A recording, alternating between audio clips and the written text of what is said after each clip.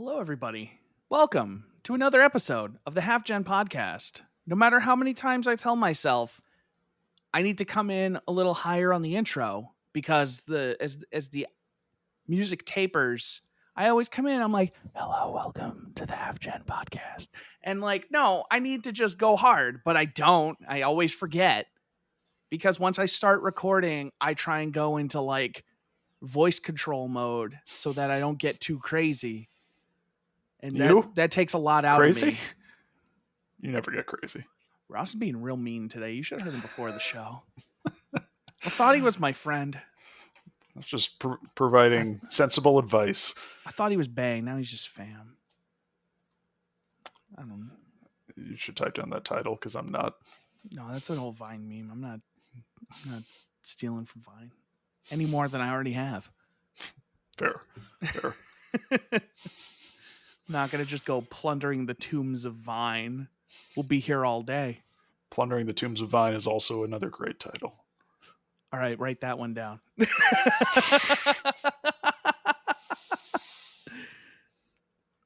Where is the chat? There it is. I was just going to write it. Ross, say something. Say what? Hi. Hello. How's everything going? It's going. Yeah. Friendship meter -20. Oh, God. I wanted to play like a bunch of games the past couple days, and I played a bunch of games, but like not the way I play. I feel like as we get closer to podcast day every week, I'm always like, because over the week after the podcast, I'm like, I can play anything. And then I play, what I play. And then it gets to like Monday, and I'm like, oh, I should play a bunch of stuff before the show. And then, Tuesday night is game night with the bros. Monday night is like I have to go to bed early. And so Wednesday, I'm like, oh, yeah, let me just sit here and play games all morning. I watch Twitch and eat food. Yeah, it checks out. That's my Wednesday. And so... Well, what did you have an idea of playing before the plans came crashing down? I did play some stuff, for what it's worth. Okay. I was gonna try. I keep telling myself I need to play more Scarlet Nexus because I played it that one time and then never forgot that again. existed. Exactly. I know how much you enjoyed me talking about it last time, so I'm like, I need some fresh Scarlet Nexus content. No one needs that. People need that as much as the Soulja Boy console. It's a Soulja game. Please and thank you. Respect where it is due.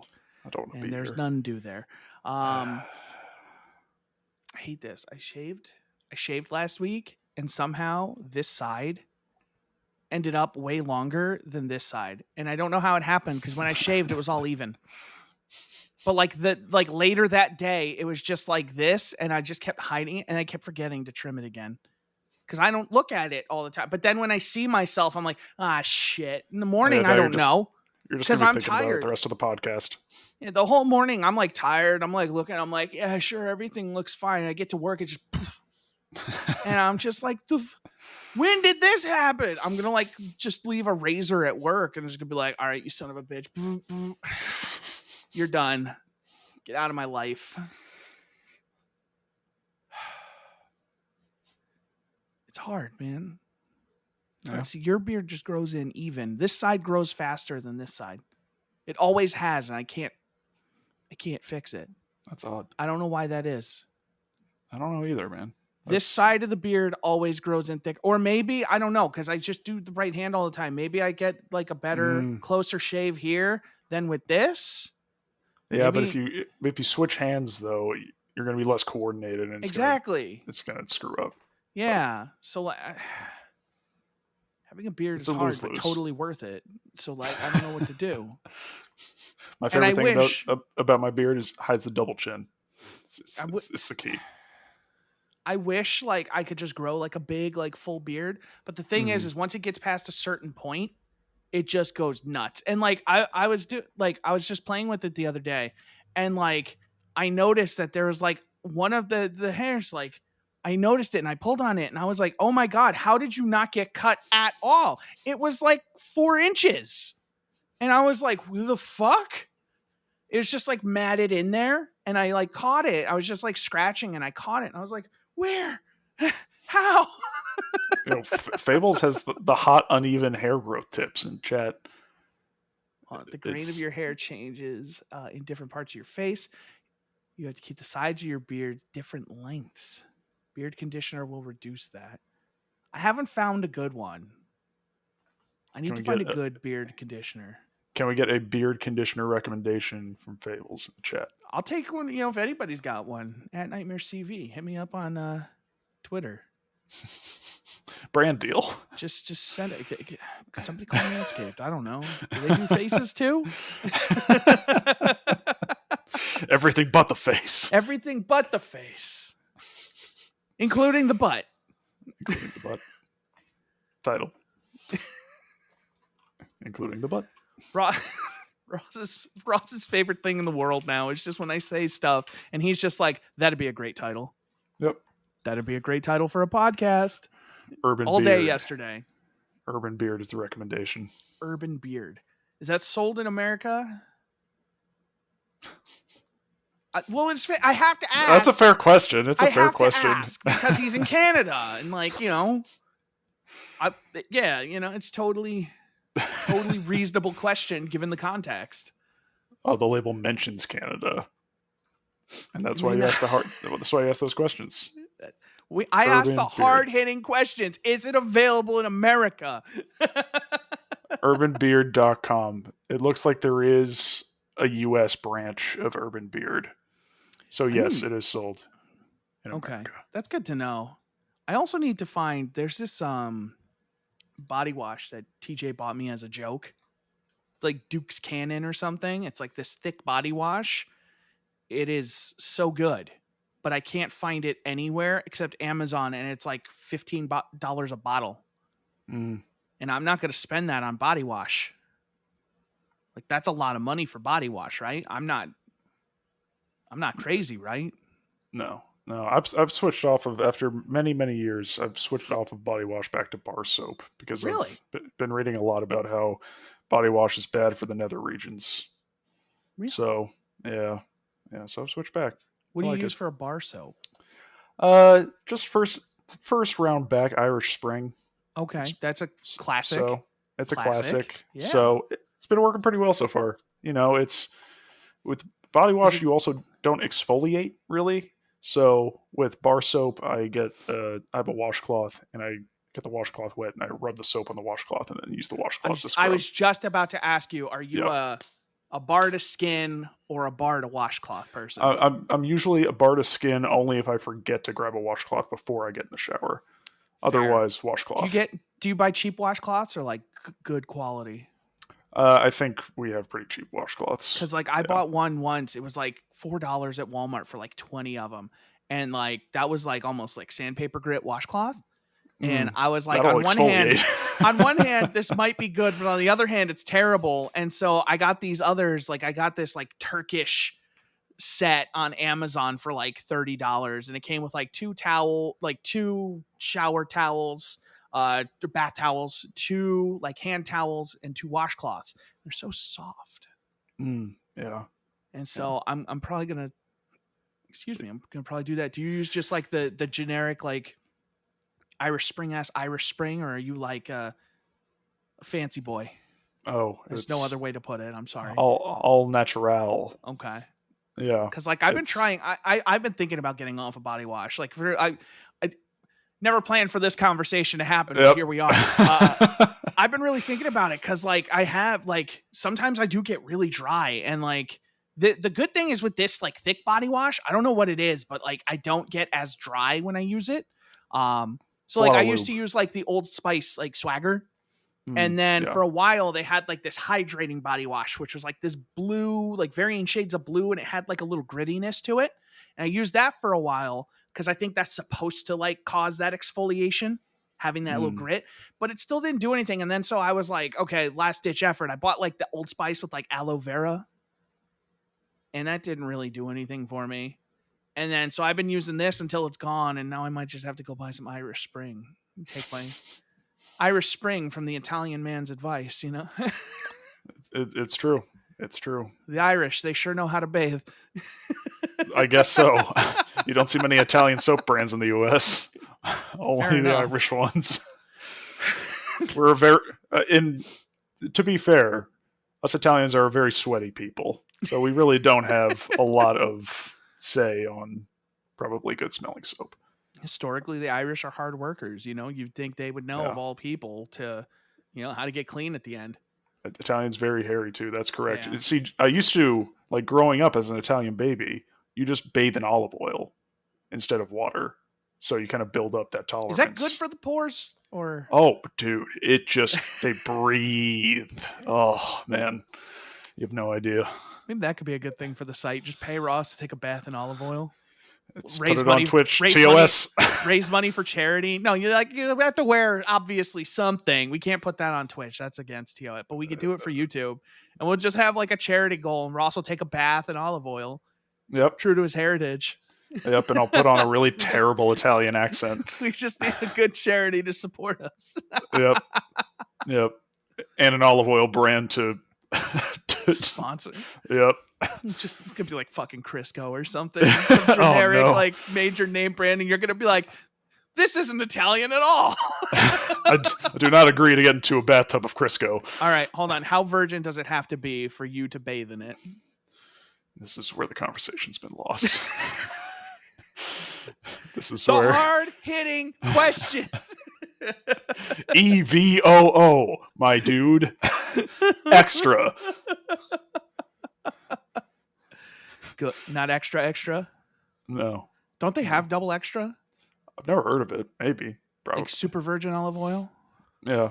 Like these weren't even conceived by other olives. They were conceived in like a laboratory or something. Yeah. Groot in chat. He looks like Ryan Reynolds. I think he's talking about you. I'll take it. Yeah. It's the short beard. The short Yeah. beard, and I have a very angular face when my Can you beard give is us short. like the pout to the smile? You know, the Like meme. the blue steel? Yeah, you know, he does that. Like, there's that meme where he looks pouty and then he just looks at the camera and smiles. I have You know, no that idea what menacing you're smile. talking about. You've never seen that? No, I've never seen Hold that. on. I have to show you. This Groot, isn't the time for you to be quiet. I'm interested, Groot, about your study of Ryan Reynolds' head size and how it's identical to mine. I'm very curious about how much time that took to kind of analyze. But This one. I mean, I'm not mad about it. This I found it. This one You right found here. it? Yep, it's that one. You've seen it. I'm sure you've seen it. He's Oh, like off in that the, one. he's like long Yeah. and sad, and then he's just like, Yeah. It's like the no, yeah, that's not there it. he goes. No, No. that was all right for a first attempt. No, thank God people listen to this mostly. Somebody get me a gif of that, Yep, and that's a new please sub and goal. thank you. That's a new sub sound. That's the 10-year sub gif Yeah. right there. 10 year, yeah. Ross that'll, just that'll pop up, and you'll completely forget it's there up until that point. yeah, just gonna be like, what the fuck? I made one for the Oh, yeah. shit. All right. Video games. That's what we're Yep. here for. It What is. we're here to talk about. You want to just talk about Monster Hunter? Sure. It's. Or do we I've want to talked save about it a lot. Monster Hunter for last? Let's save it for last because we'll Okay. have probably the most to say about it. All right. You want me to take her for a rip to start this week? Yeah, because mine are just variations of Monster Hunter games. So yeah. Fair. I did Yep. install it last night. Nice. I promised. Nice. I played Mini Motorways again today because it had been a while. Oh, here we go. Well, no, I only played one round. I did like the weekly challenge, and I did an okay job. And then it spawned something underneath the roadway, and I didn't realize it wasn't connected, and I lost. And then I didn't play any more Mini Motorways, and I Uninstalled? continue. Nope, because I'm stupid, and I really like everything up to losing in that game. I hate that game so much, but I love it. I love to play it, hate to lose. That's true of any game, really, though. Yeah, I know. As we've said, that's true of any game, but there's just something like especially wrong feeling about losing in Mini Motorways, such as when they give you a level with half the roads, but all like motorways. So all you've got is a bunch of overpasses, and it's just like, what if we just spawned a building where it's only road that you could see is hidden under another road? And the game can't properly convey that that thing's not connected to a road. Perhaps a glow, a little like blinking something, anything to indicate this thing is not properly connected to the road in a way that is attention grabbing and like, hey, you should fix this. That would make it too easy. It's Mini trying to be Motorways. Mini Motorways is the Dark Souls of puzzle games, the Dark Souls of vehicular puzzle games. I saw that headline, I think, on the Polygon or the Kotaku. So Do you also see? I sent you that tweet, right? That Twisted Metal thing. Oh yeah, that was Yeah, like the there movie was or whatever. Yeah. there's a rumor that they might actually, because the show's supposed to be out soon, but there's a rumor that they might put out another game. I mean, they should. They should. And apparently David Jaffe was like super pissed off because he was like, if they're making it, I'd be upset because they haven't told me anything. When isn't he angry? But apparently, like, he was involved like with the show in some capacity. But he said, like, I'm probably not Sony's favorite person right now, so it's possible. But he's like, they asked me about the show, and he's like, if they were making another game without my input, I'd be pretty upset. And I was just like, well, I couldn't blame him, because did you play the PS3 one? It was terrible. Also drawn to death? Objectively, like, I would rather play Twisted Metal 3, which is an objectively broken game, which the PS3 version is not. However, a more enjoyable car combat game. Yeah, it says a lot when the black sheep of the family still better than that bigger, blacker sheep. Yeah, and lost my train of thought. Yeah, you were a big fan of Head On for PSP, right? That was my favorite Twisted Metal game. It was a sequel to 2. Oh, okay. More or less, it was a sequel to 2 because it took a lot of characters from 2. Mm-hmm. And like, so in Twisted Metal 2, like, there's this character Twister, and she basically wishes to go fast, like faster than anybody. And she goes like so fast that she ends up like traveling all the way through time, and she like rots away. So in Head On, it's her sister, and her sister wants to save her because she's like pissed at Calypso. And so she's like, I'm going to wish for something that like fixes this. Which is really cool because like the first couple games had that. Like in Twisted Metal 2, Outlaw, like the first game, like Outlaw wished to do something. He got sent into space. And so in Twisted Metal 2, she wishes to like see her brother. So he sends her to space, but she put like rockets on her car, so they just go back to Earth. And then in Twisted Metal 3, apparently like it's a woman and a man. So it's alluded to be like the brother and sister, but it's a totally different studio and not very good. But fair. But yeah, it was like more of a sequel. So there's a lot of stuff that kind of happened in Twisted Metal 2 that kind of got like, finalized in Twisted Metal Head On. Oh, okay. For the PSP. It's like the stuff that they didn't have time to put in at the very end. Kind of, it was like a Twisted Metal 2, like 1.5 or something. It's a soft sequel. Soft sequel. It's not a direct sequel. It's not like they don't say like 20 years after the events of Twisted Metal 2, but it's like another World Tour type game. So like, and a lot of the settings are similar to the settings in like one of the levels is Hong Kong, which is like, or no, Tokyo or something. I don't remember, but there's a lot of like levels from Twisted Metal 2 that they have like parallels of in Head On. Like Twisted Metal 2 had a Hong Kong level. There's a Japan level and stuff like that, and they're structured very similarly. And I'm not trying to make it sound like all these cities are the same. No, but it's like it's just the way they're kind of presented is similar. Okay. Gotcha. So Makes it's sense. not a direct sequel, but it pulls a lot, and like it's got a character, like it brings back Crimson Fury from Twisted Metal 1. Um it brings back a lot of like it brings back some fan favorites from the first game, and like the wishes are kind of creative and stuff and how they do a couple things. It's a Nice. neat game. At one point, like Sweet Tooth's wish is to switch bodies with Calypso. And Calypso's like, no, I won't do that. And he's like, you don't have a choice. So he basically switches bodies with Calypso, and he's just like, kill the man. And so he has Calypso killed in Sweet Tooth's body, and he's just now the master of the show, which is basically what they did in Twisted Metal 4, but they did it way better here. They brought back Darktooth, which was the final boss of Twisted Metal 2. I think, yeah, he is Roadkill and Sweet Tooth, because Needles Kane is Sweet Tooth, but is also Roadkill. We don't It's need a to do a split deep dive into personality. Twisted Metal lore. It's actually pretty good. Like, there's some good shit in there. Yeah. But yeah, it's a good game. Twisted Metal is a good series, and a lot of people are like, even Jaffe said, like, why would they make another car combat game after Destruction All Stars? Because that one is mediocre. Yeah, and that would be the thing of like, hey, probably an anniversary coming up soon for Twisted Metal. Wouldn't it be cool if they had a game? That franchise is almost 30 years old now.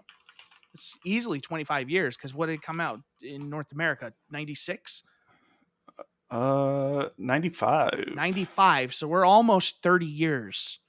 Yeah. We're due for a good Twisted Metal game. I mean, it's been a long time. This year is the 20th anniversary of Twisted Metal Black, which I know is a lot of people's favorites. I'm not the biggest fan of Black. It's a good game. Don't get me wrong. It's just I don't know. Next year is the 20-year anniversary of Twisted Metal Black Online. Ooh.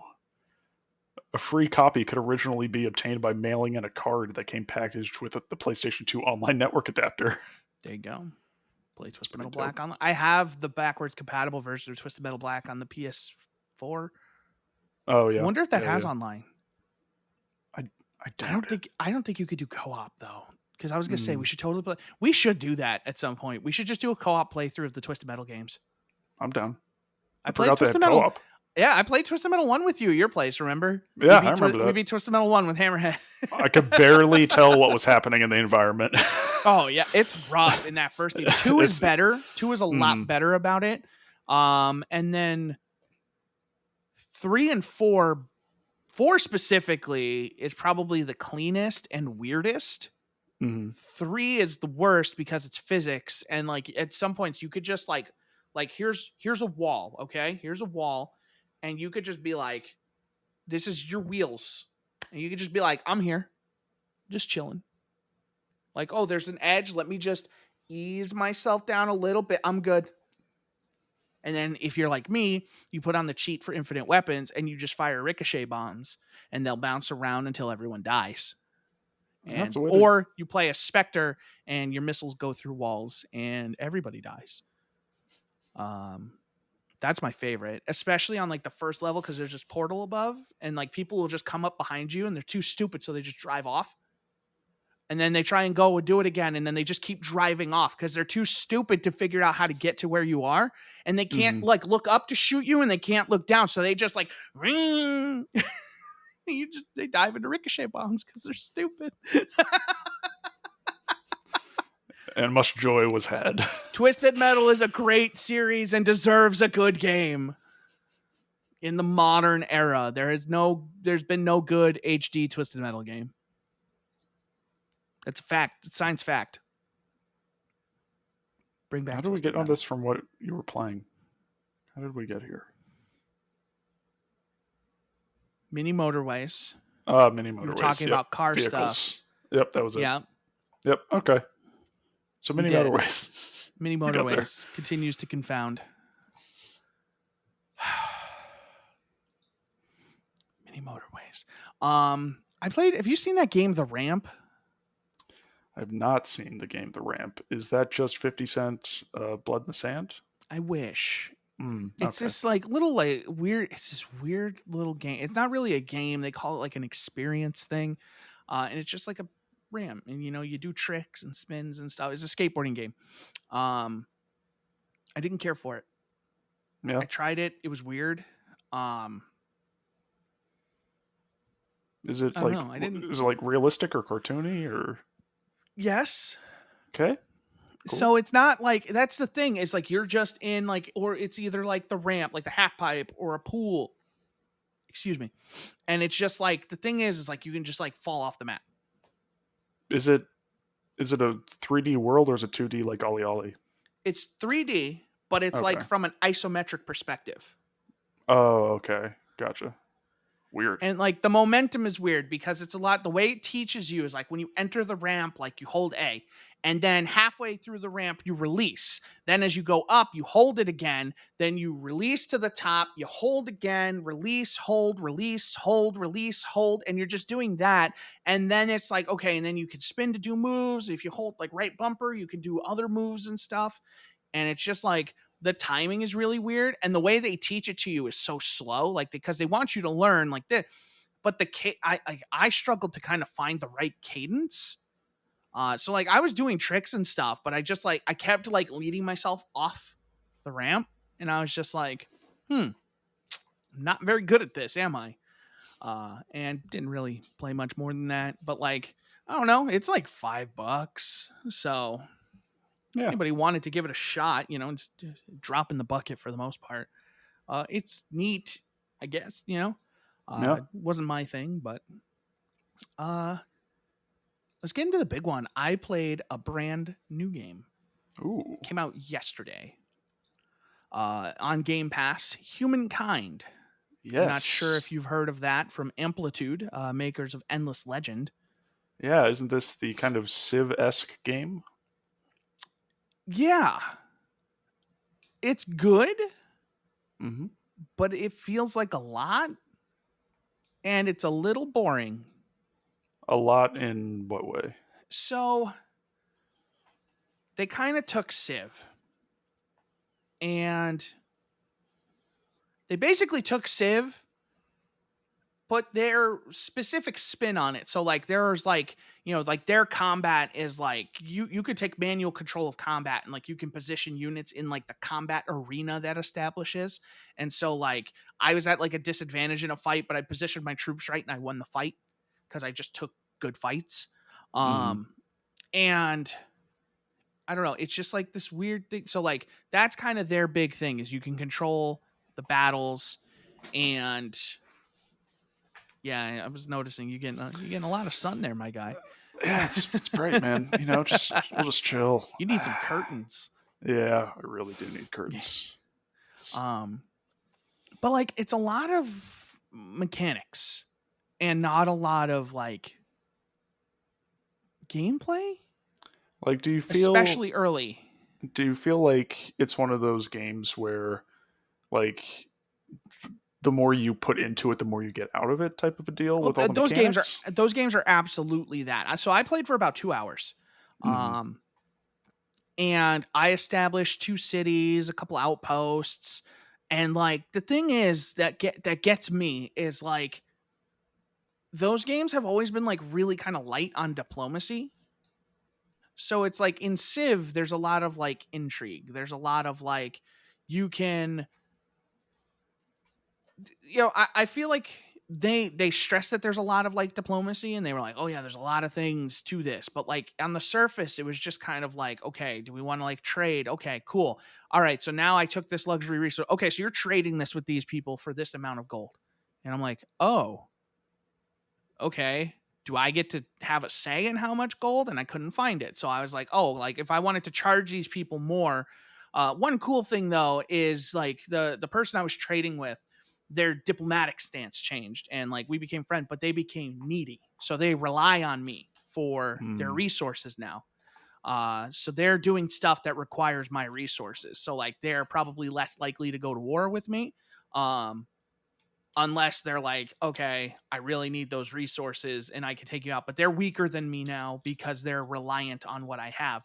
Um, like the game you don't like set up like in Civ, you set up cities kind of haphazardly, as it were. Yeah. In this Yeah. game, you set up outposts in defined regions. So the game basically puts like a white border around a region and says, okay, this is an area you can have one outpost in here or city. And you can connect outposts and stuff so that they become like one big thing. If you just wanted to build like one big massive city, you could connect them all, and you lose some of the, stability of having like multiple cities kind of doing their own thing. But you also get like this verticality. Instead of having to build out, you just kind of build up, as it were, Oh, okay. not So, literally vertically, but you're just focusing more on building up your empire rather than oh, okay. growing it. Gotcha. Gotcha. Gotcha. Okay. Yeah, and so it's kind of like vertical versus wide, That's how they kind of Hmm. talk about it. And like it's cool, but like, a lot like in Civ is I just kind of sent my troops out to explore on their own, and like every turn they're finding stuff and it's like, "Oh, okay, here's this thing." And then like you eventually unlock the ability to go to a new age by doing like certain objectives in an age. And you pick a civilization, like not, you don't pick a civilization, but when you go to a new age, you pick a culture. So I picked Nubia, who is a more like monetary type of empire. But like the two like main resources you deal in, like currencies you deal in, are money and I don't remember. I think it's influence. Are kind of the two big things you deal in, and like I haven't found like a really reliable way to like I'm generating money, but I sometimes I don't really know how. Because it's not like Hmm. in Civ. In Civ, you can see a tile and you can see gold, and you're like, okay, this tile generates currency. But in that game, tiles either generate food or like industry or science. And the way it's set up is just like it's a lot like Civ 6, where like you're building these districts and stuff, and the way you kind of build them, you have to like have them connected. So like you can't just build a district, like if this is your capital, you can't just be like, I'm gonna build a district over here. No, you have to build out from your capital to get there. And connecting these things has like greater bonuses and stuff like that. But the thing that like frustrates me, and it was something that kind of frustrated me in Endless Legend and is still present in this game, is there's not a lot of interaction with the AI. The AI is kind of just over there keeping to itself.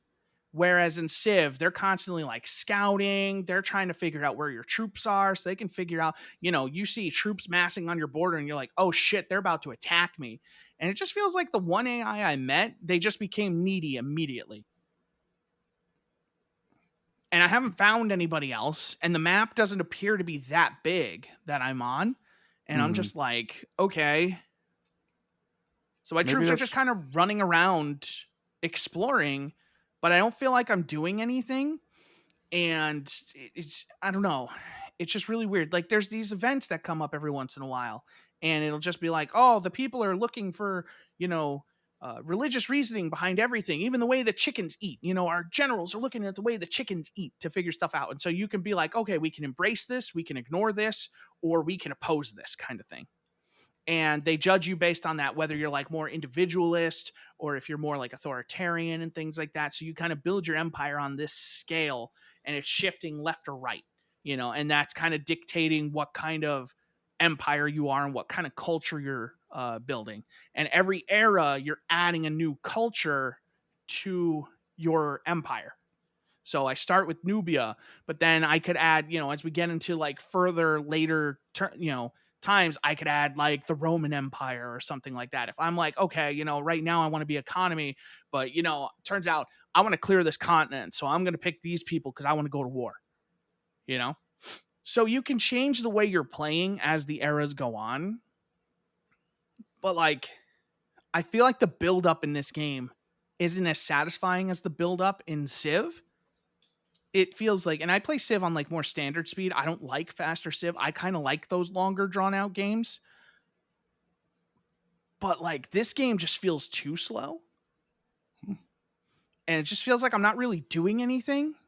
So like I'm looking at these objectives, I'm doing these things, and they're simple enough, and they're kind of just popping up every once in a while. Oh, hey, you unlocked a star here because you got enough research, or you did this or you did that.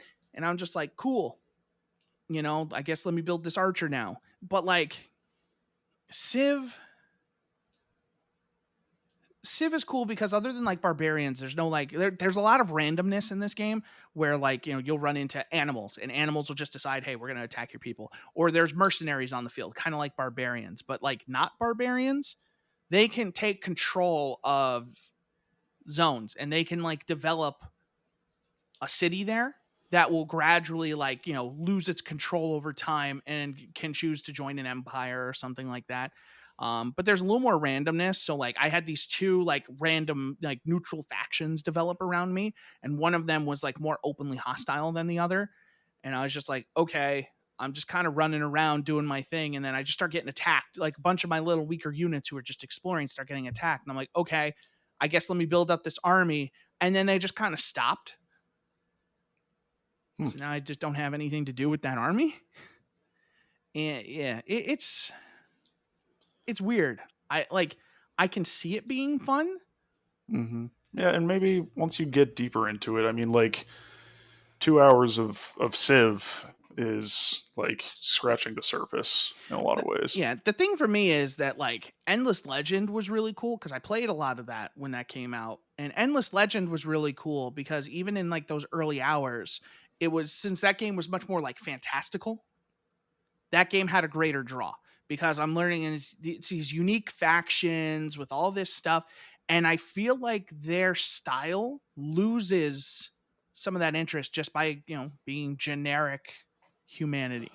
I can see that. Because, you're not this crazy race of like people who are eventually going to become space dwarves, You're just like this, civilization. And it's like, okay, do I want to invest my time in something like this? Or do I just want to go back and play more Civ? Which is both simpler, but also like weirdly more engaging.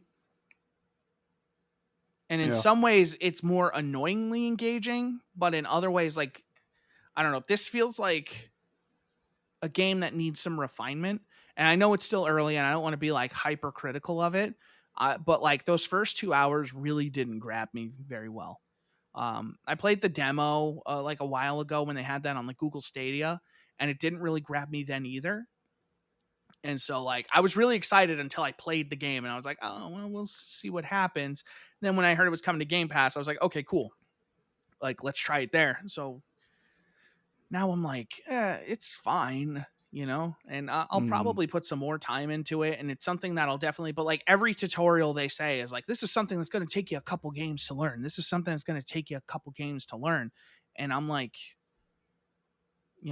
Civ is usually pretty quick to learn, and that's one of their biggest advantages. That's why they've been so like long lasting, is like you can kind of pick up Civ and play a whole game, and you'll pick up a lot of stuff along the way. And by your second game, you'll feel pretty comfortable. And like seeing that they're like, oh, it's going to take you a couple games.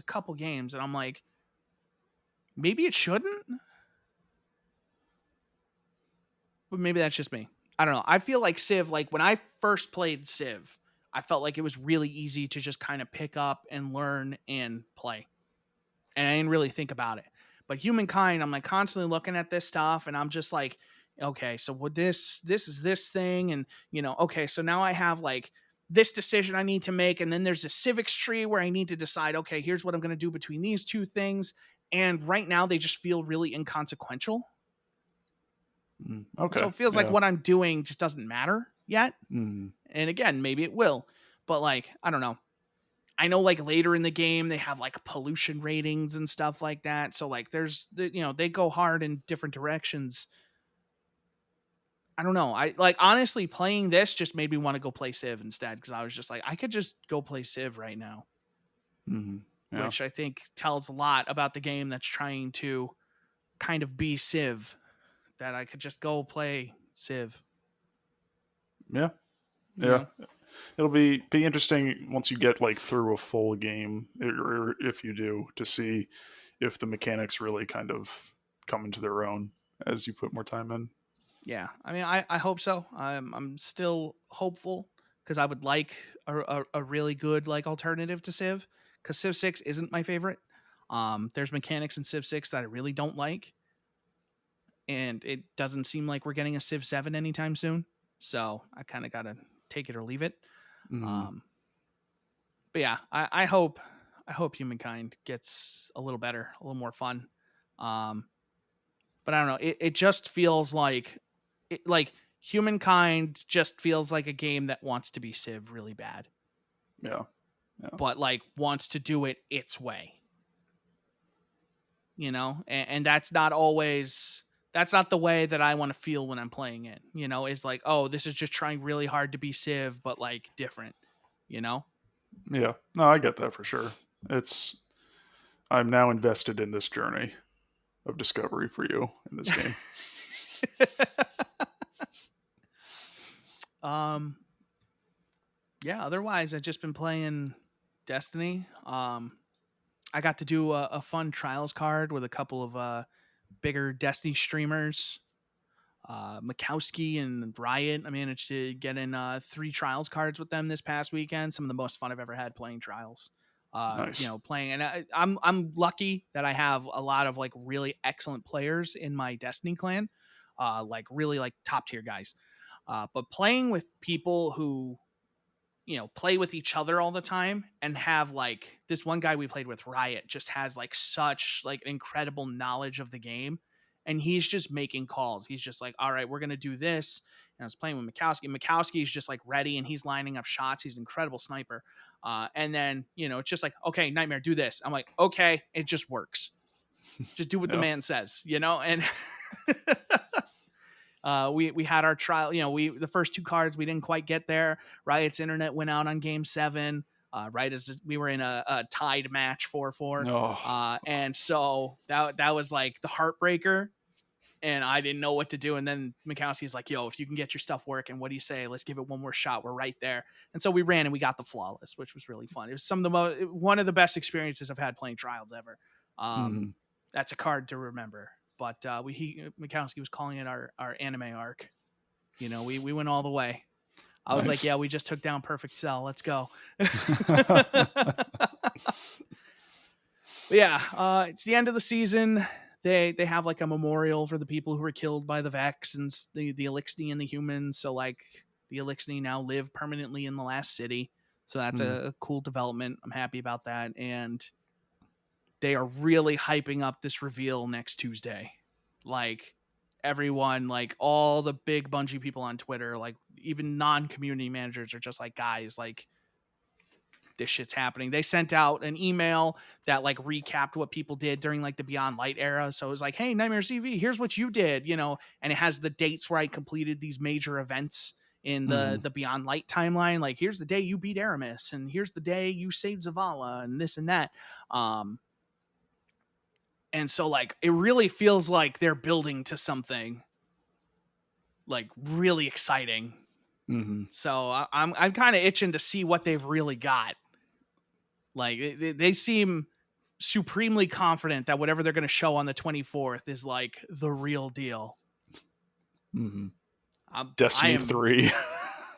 I just can't like, not since like Forsaken, where have they been like this gung-ho where they're just like, yo, we're gonna like they always talk about the next era of Destiny and stuff like that, but this really feels like that kind of Forsaken shift that took vanilla D2 and really actually made it into a fun game that people would want to keep coming back to. It feels like they're like, now that they've got this storyline set up and they know where everything's going, it really feels like they're like I think they feel like they've got something special on their hands. Mm-hmm. And I am very hyped to see what it is. Even this next season, because they still haven't revealed what next season is. They're going to reveal it the day it comes out. Wow. Which is what they did last year before Beyond Light, when they revealed Season of Arrivals, and that was when the darkness showed up on like all the destinations, and you saw the ships flying around, and there's the event where you're communing with the darkness and stuff like that, and that was all really cool. Like when that stuff happened, that was incredible. They had the tree, and like you go on these missions, and the darkness is trying to like tell you stuff, and it's just like, it was so cool. Like it really like the darkness was just like, why do you hate us so much? It's like, you don't hate animals for like, eating a plant. That's just how the universe works. They're like, why would you hate us? We're just doing our part. And like, it really made you question, like, okay, maybe they're onto something. They kind of broke it down where they're like, you don't even know us. Like, how are you going to hate us? You don't even know what we are. And, they played with that in Beyond Light. And so the next step of that is going to be Witch Queen. And then they've been just doing everything they can to build up Savathun as the next big bad, even more so than they ever did with Oryx. Savathun's been building up since Forsaken, since Destiny 2. One of the first strikes involved her. So I'm really pumped. Very excited. I hope it delivers, dude. It sounds like it's either going to wow everyone or they're going to think it's super cool and then it's kind of a wet fart.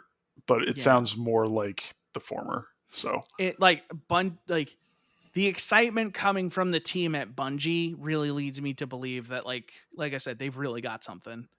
And everyone in my clan's like really excited because we don't know what the hell they're going to do. Following their cadence from like last year, we might get a new. I knocked something down. I'm sorry. We might get a new dungeon, which would be really cool. Because the last time they did a new dungeon, they did the Prophecy dungeon, which was in the Realm of the Nine, and that was really cool. So like, what would they do now? I'm and like a lot of my clanmates are just like, we're talking about like all the guns they put out. And we're like, what are they gonna do next season? Like these guns are so good. What are they gonna do? And everybody knows that in Witch Queen they're gonna release New Darkness, like because they've said they're gonna release New Darkness powers. So we're gonna see what the next step in that is because it's more than stasis. So like we're gonna get more new power. And that's got a lot of people excited. This season coming up is going to be the first season where they release like legendary, like purple stasis weapons that you can just equip and use that aren't exotic.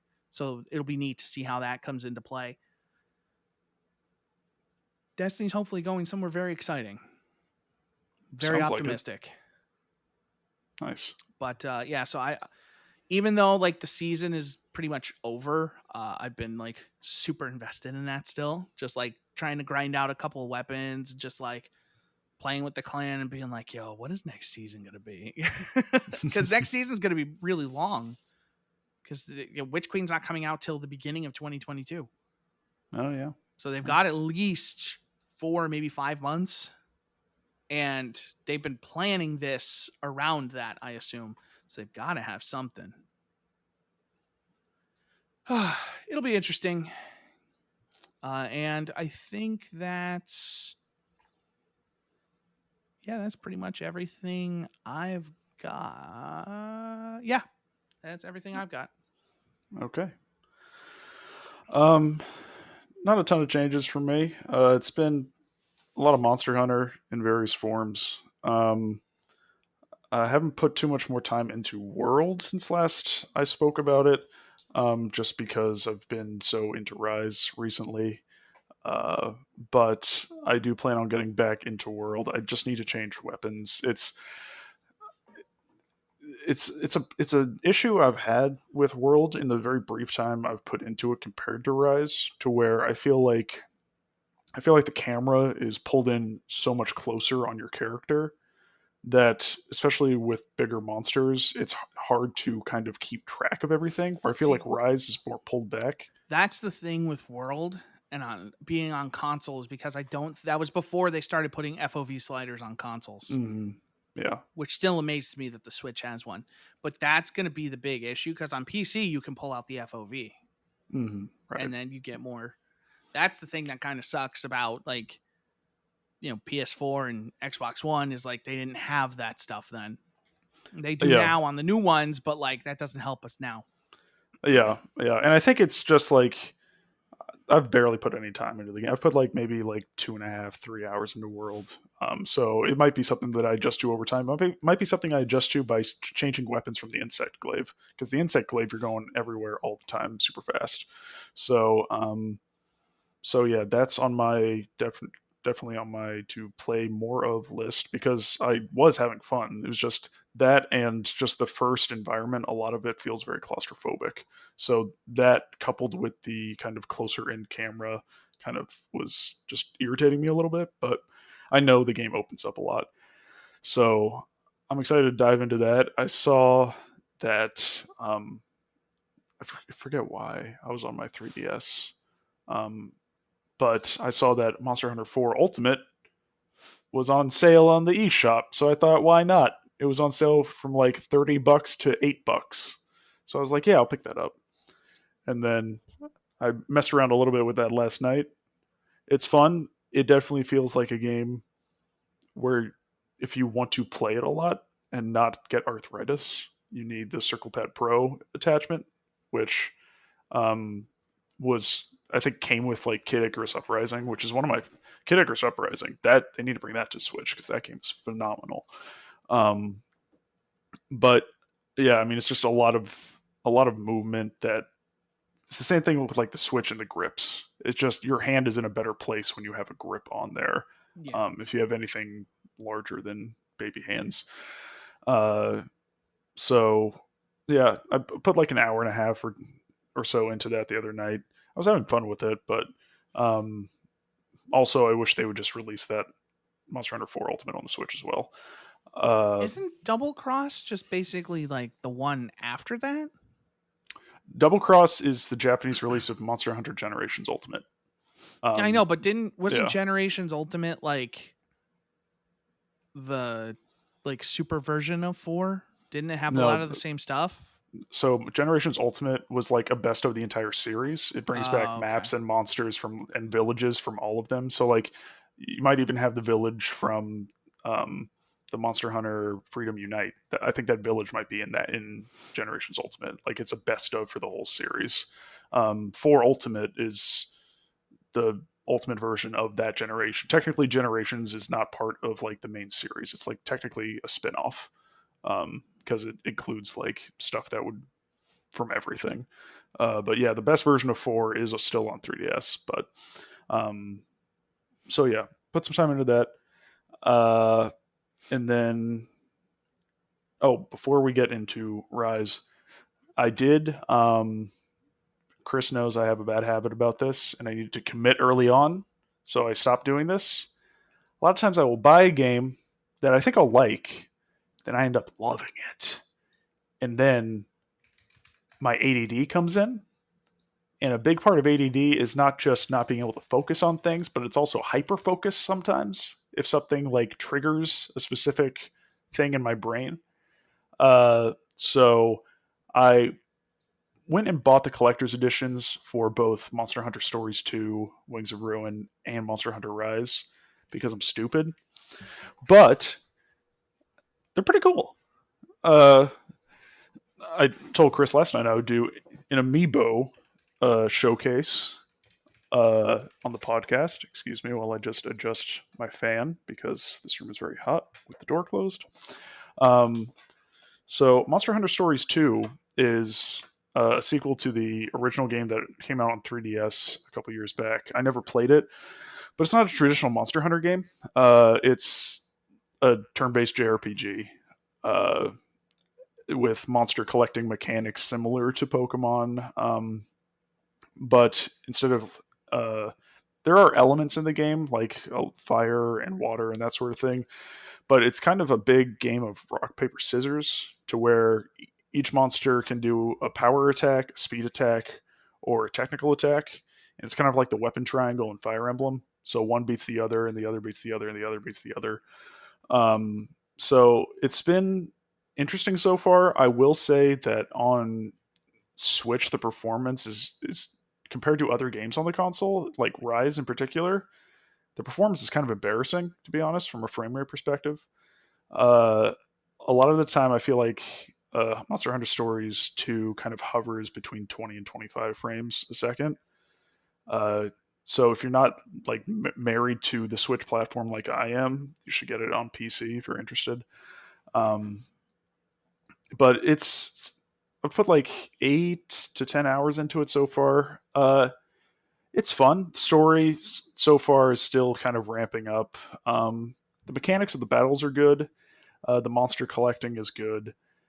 Uh, it has somewhat similar aspects to it of mainline Monster Hunter games. Like you collect materials from monsters in the turn-based battles. You can target different parts of the monster to break those off to get more materials.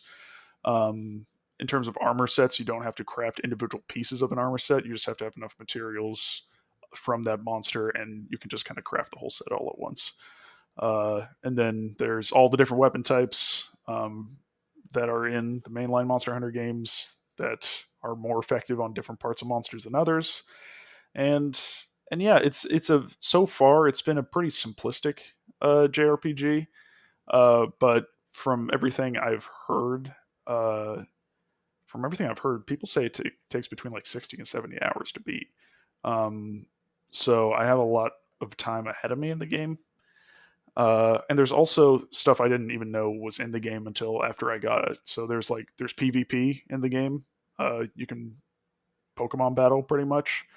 But you also, as the rider, you also have your own abilities. So you always have your monster who kind of does their own thing, and then you have your player character where you can switch between weapons, use skills, all that sort of stuff.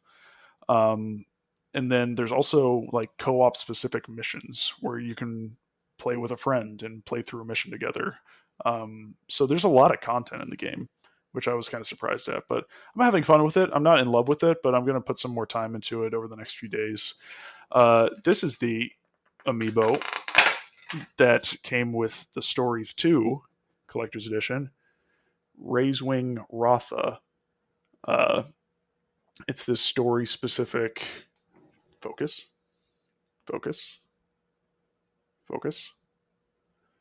Story-specific Rathalos that you basically hatch, and then it becomes part of your party.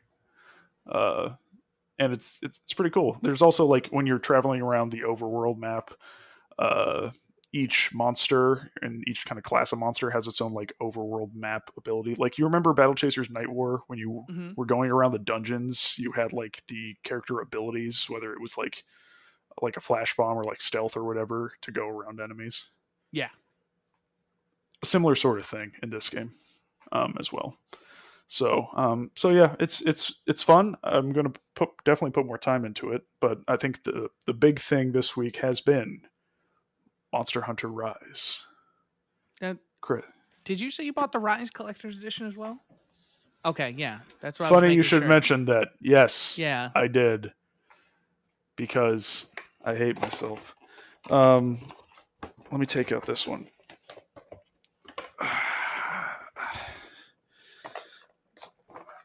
He's ruining the collector's value right in front of your eyes, video watchers.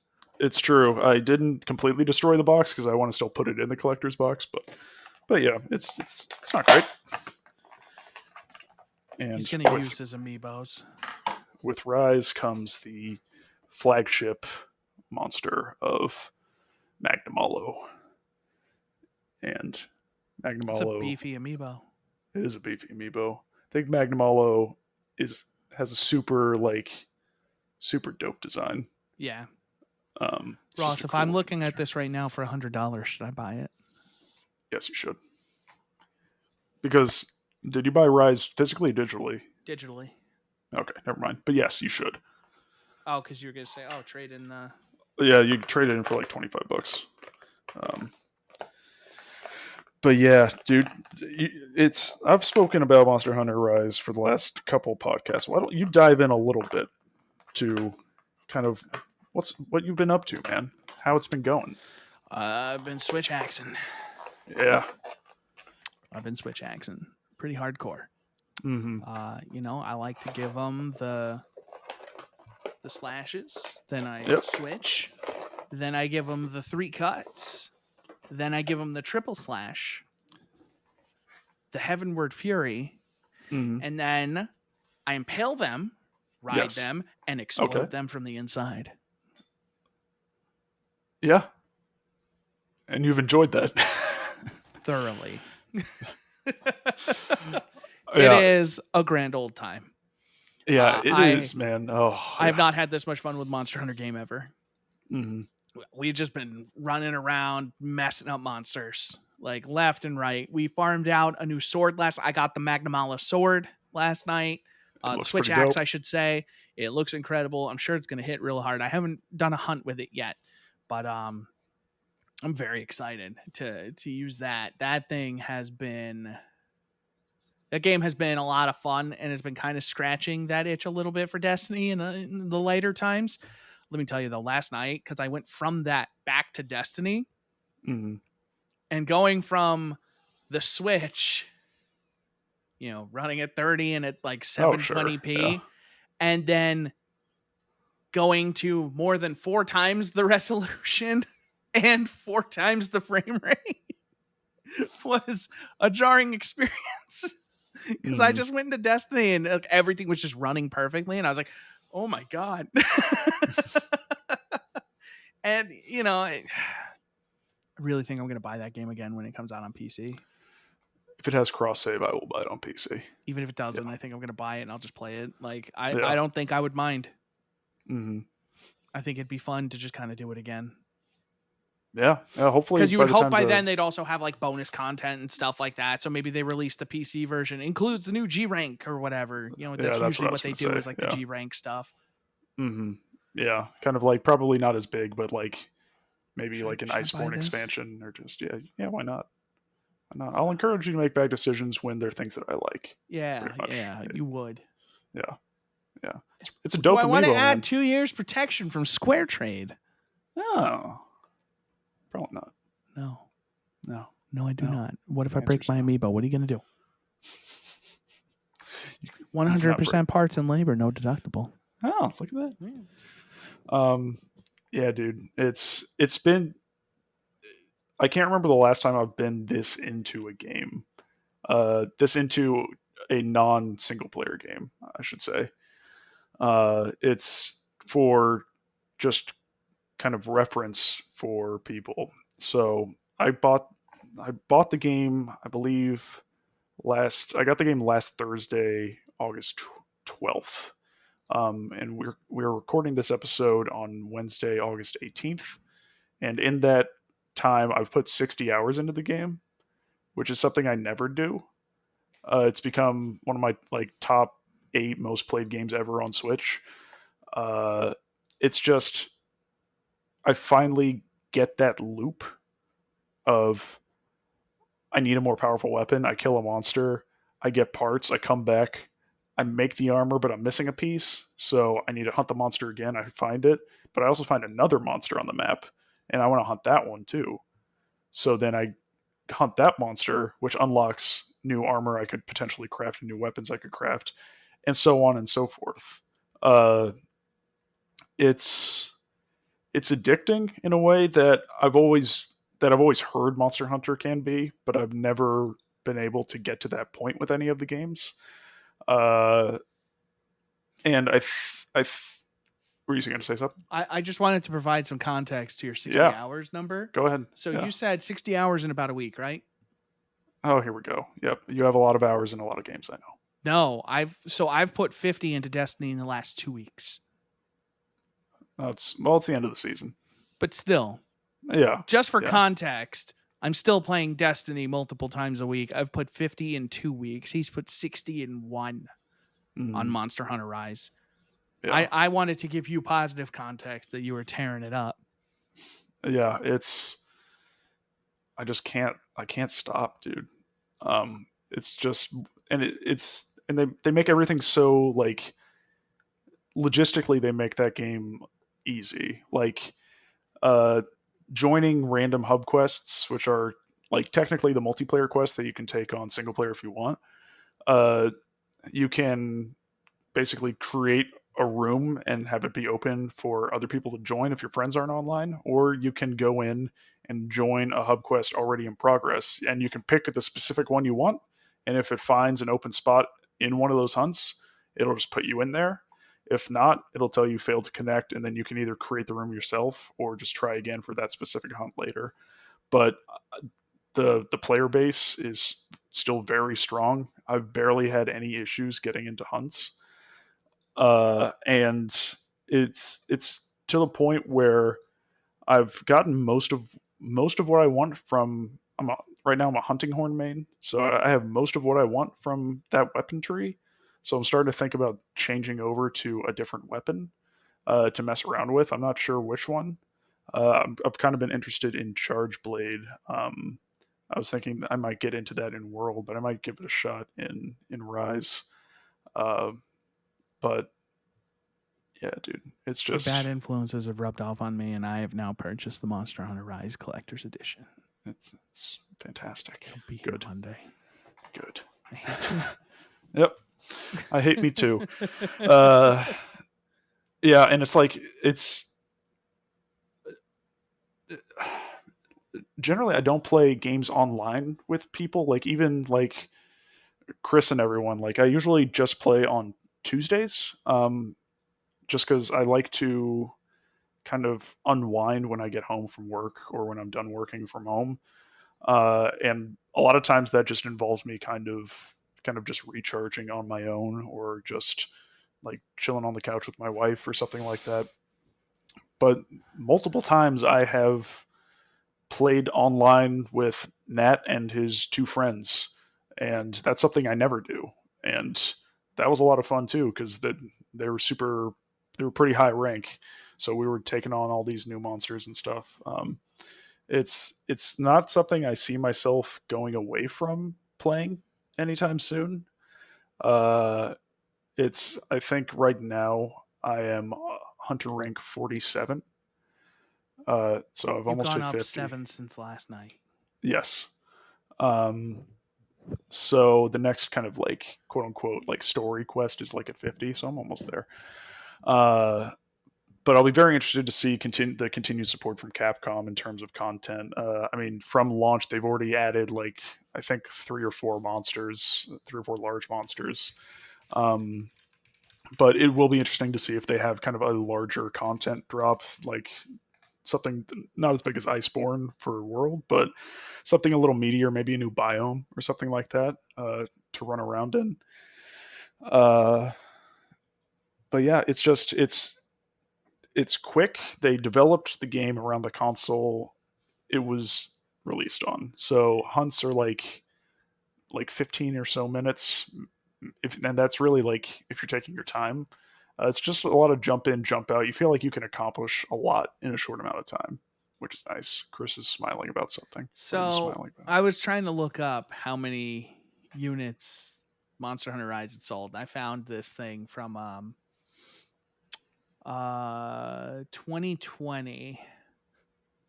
It was this article, and they were saying that they hope it was like October of 2020. They were like, yeah, October 30th, 2020. Capcom expects Monster Hunter Rise to sell more than 1 million units. As of May 27th, they've shipped over 7 million. Yeah. They're probably going to do something.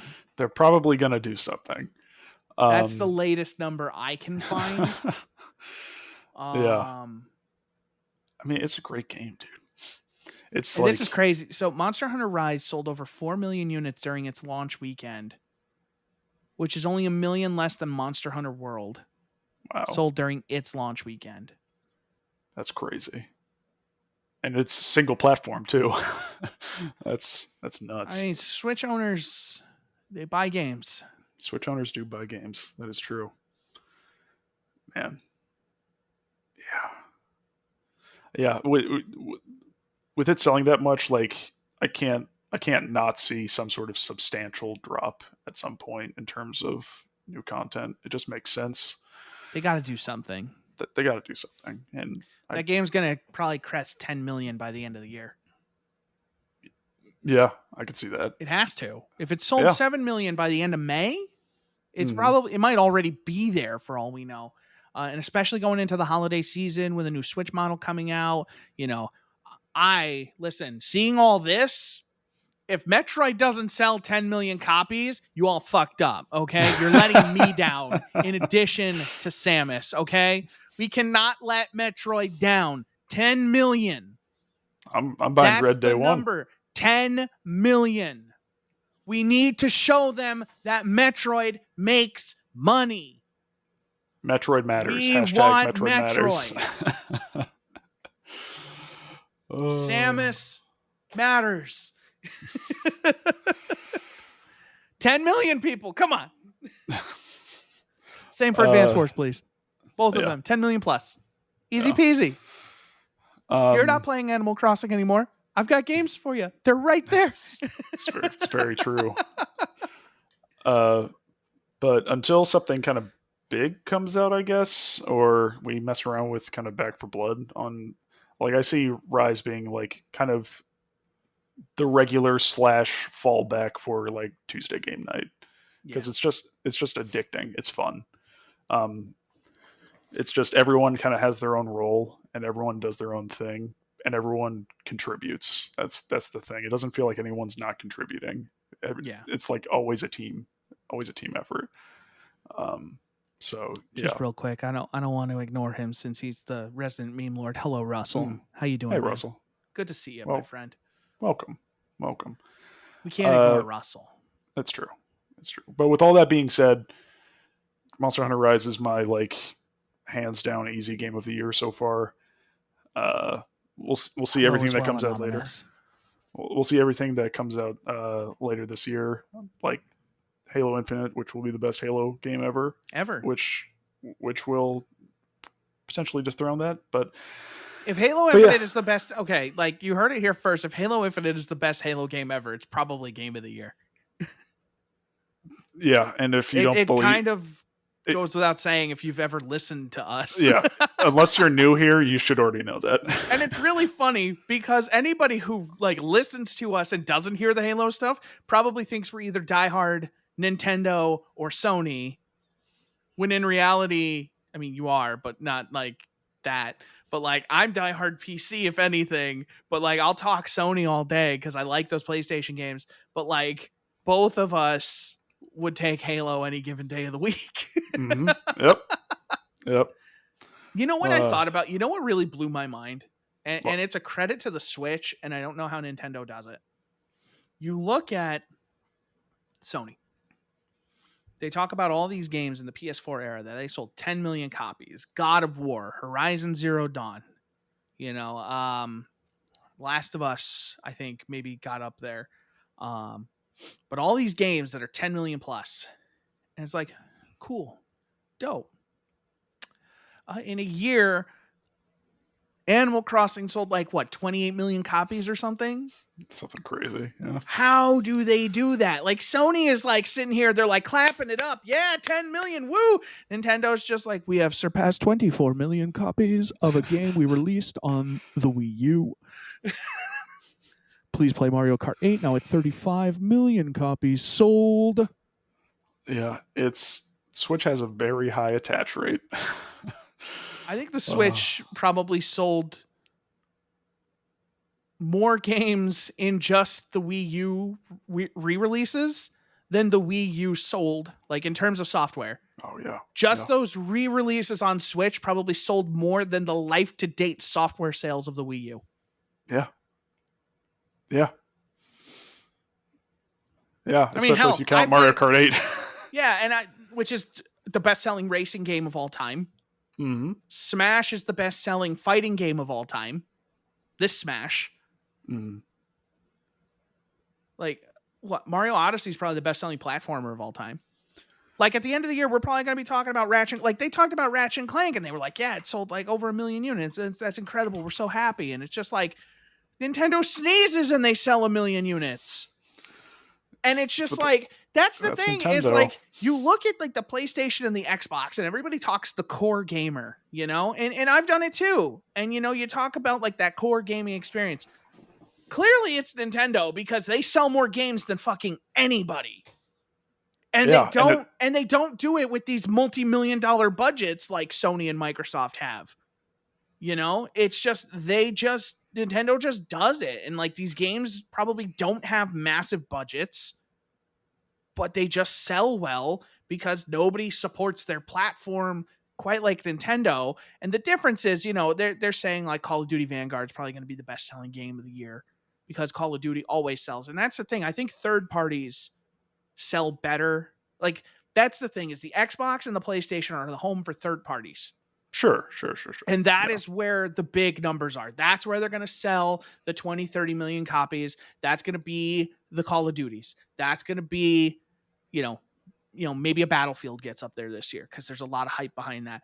That's where Madden and FIFA and all those games hit, and they do their 10, 20, 30 million, whatever, when they do it. But like Microsoft and Sony, like, they just don't sell games. They sell consoles. Like, Sony is selling consoles more or less on par with Nintendo. The Switch is outpacing the PS4, but so is the PlayStation 5. And if that keeps true, Sony and the Japanese sell consoles like nobody's business. Which is ironic because of how deep into phone stuff they are now. It's not even that. No, it's just historically they have just been an electronics like juggernaut. Remember, before Sony was ever known for the PlayStation, they were known, a little thing back in the day, you might have heard of it, the Walkman. Yeah. The best-selling music device ever until the iPod. Yeah, I mean, you look at like older generations of consoles, and it was like Sega and Nintendo mostly until Sony popped in, and then Microsoft came along. Like, it's like, like there was Atari and stuff like that kind of got everything going. But it's like, once Japan was like, we wish to do that, they were just like, okay, we are now the best. Stay away. Stay far away.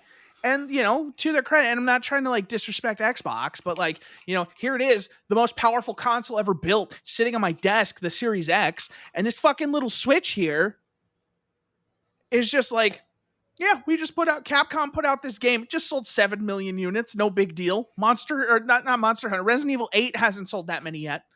On 4 platforms. 5 platforms. PC included. But but this thing prints money. Yeah. It's got a little dispenser like an ATM machine. It's just tush, tush, tush, tush, tush. So looking at, and this is from Wikipedia, so, grain of salt. But looking at the list of best-selling Nintendo Switch games, there are 11 games that have sold 10 million copies or more on the Switch. That's so from the bottom up. Yeah. Number 11. I was going to ask you to read them anyway because like I have to know this. So just remember, it's this thing doing it. Ignore this. Yeah, it is. It's this thing. It is an old tablet. This thing. The first iPad was thinner than this. So here we go. Number 11 is New Super Mario Bros. U Deluxe. Again, it's a Wii U as my port. iPad in its keyboard. Yeah. In the keyboard. Again, a Wii U port. More than 10 million copies. Number 10, at 11.26 million copies, Ring Fit Adventure. Which I'm actually happy. I'm happy that sold a lot. Isn't that scary? It's almost the size of my phone. Chris, pay attention. I'm listening. I'm giving the people context. Number 9, with 12.45 million units sold, Splatoon 2. At number 8, with 13.57 million, Pokemon Let's Go Pikachu and Let's Go Eevee. Number 7. And let's be real. Like, quick, like, that's counting both of those SKUs. That's not even, like, a lot in Nintendo terms. Yeah. Everybody talks about Pokemon. Pokemon's not even close to their best-selling game. Yeah. Number 7, at 15.72 million, Super Mario Party. That's a shame. Yeah, it is. That's a shame. Number 6, at 21.4 million units. Wait, so what was the last one? 15 something? 15. 6 million jump. 6 million jump to Super Mario Odyssey at number 6. Which feels pretty low in the grand scheme of things. Yeah. Considering, what number is that on the list? You said there was 11 that are 10 million or more? Yeah, that's number 6. Yeah, and that's like one of their highest rated games of the generation. And that's only number 6. Yeah. Number 5, a far worse game than that, at 21.85, so 0.45 million more. Pokemon Sword and Shield at number 5 because And of again, course. individually, Oh yeah, yeah. not even close. Mm-hmm. One of them might not make this list. Yeah. Probably be Shield. I got you. I got you. Yeah. Number 4 at 23.2 million, so 2 million jump. It's the system seller. It's Breath of the Wild at number 4. And like that thing was the juggernaut. And Yeah. like, you think this is the first time Zelda outsold Mario? It's a good question. Historically, who do you think sells better, Mario or Zelda? I think Mario, because because Mario's in so many spin-off games and it's so much more like accessible in a lot of ways in terms of a lot of his games to just non-gamer people. Like Ali beat Super Paper Mario. What up, Nat? What up, Ned? Uh, let's see. You ready for the next one? Yeah. Number 3, a 1.5 million jump from Breath of the Wild at 24.77 million. Super Smash Bros. Ultimate. Which Number is 2. historically that, and I think I know what's number 1, but that and like number 1, like in previous generations, Smash has been like the number 2 selling game on the platform, if not number 1. Yeah. Yeah. And like it's number 4. Mm-hmm. Number 2, you know it. At 33, so this is a 9 million copy jump. 33.89 million is Animal Crossing New Horizons. Because that is a game that was always going to sell well, but it sold even better because of the time it hit. And like yet that game, making more content for it reliably. Yeah. Only Yeah, Nintendo. Only Nintendo. And then, of course, the best-selling Switch game of all time, Mario Kart 8 Deluxe, at 37.08 million. You think that hits 40 before the end of the year? Oh, with holidays and stuff, I think so. Yeah. 40 million copies for a Wii U game. That's a Wii U game. I have the list of best-selling Wii U games up as well, just for context. Did a single Wii U game sell 10 million copies? No. Okay, that's what I thought. What the most? Let me guess. Was it like 8 million? 8.45. Yep. Okay, and was it Mario Kart? It was. Yep. Okay. Yep. And none of them are Tokyo Mirage Sessions. That's very true. So in context, we started at number 11 on Switch. The number 11 place game in best-selling Wii U games, Donkey Kong Country Tropical Freeze, 2.01 million. The Switch is crazy. And now, mind you, on the Switch, add like a 1 in front of that. Mm-hmm. Yeah. I mean, just looking down the list on Switch games, Monster Hunter Rise is number 14 right now, and this is at the 7.3 million. It'll probably crack the top 10, if not the end of this year, early next. Yeah, especially if they have a big content drop and marketing starts back up again. Yeah. Among Us is already the 19th best-selling game on Switch of all time.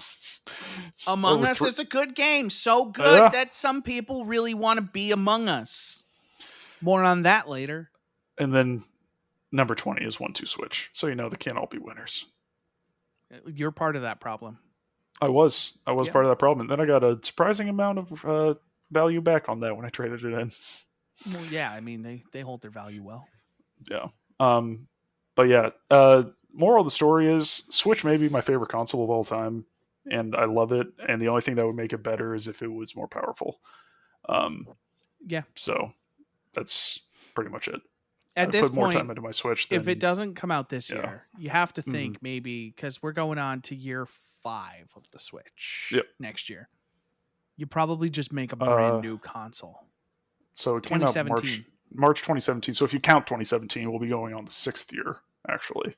Well, because March to 18 is 1, 19 is 2, 20 is 3, 21 is 4. Yeah, no, so we're going into 5 as of March is the beginning of year 5. So 2017, 2018, 2019, 2020, 2021. No, but you're counting... I'm only counting from March to March. Oh, so March to March, okay. Year one start... Yeah. Well, I guess, yeah, okay, so if you're doing year 1... I guess that would start in 17. Mm-hmm. still get 5. Yeah. Okay, yeah. So this is the beginning. This is year 5, and then I guess year 5 ends in 2022. Yeah. I don't know. I don't know. Yeah, Bluetooth would also probably make it better. Yeah, Not it's, having to do online in an app would probably make it better.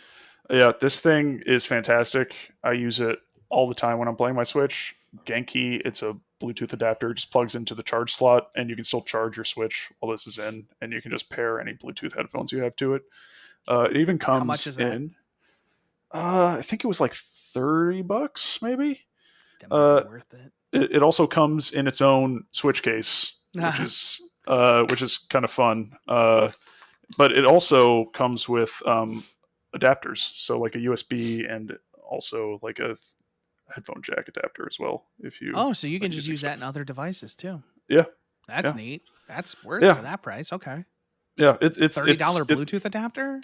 It's let me double check. Genki Switch. Or is the other Bluetooth one for adapter. that might just be for the USB port on the Switch. Oh, it might not work on PC. Yeah. Genki US no. Here it is, Genki. 45. Still not bad.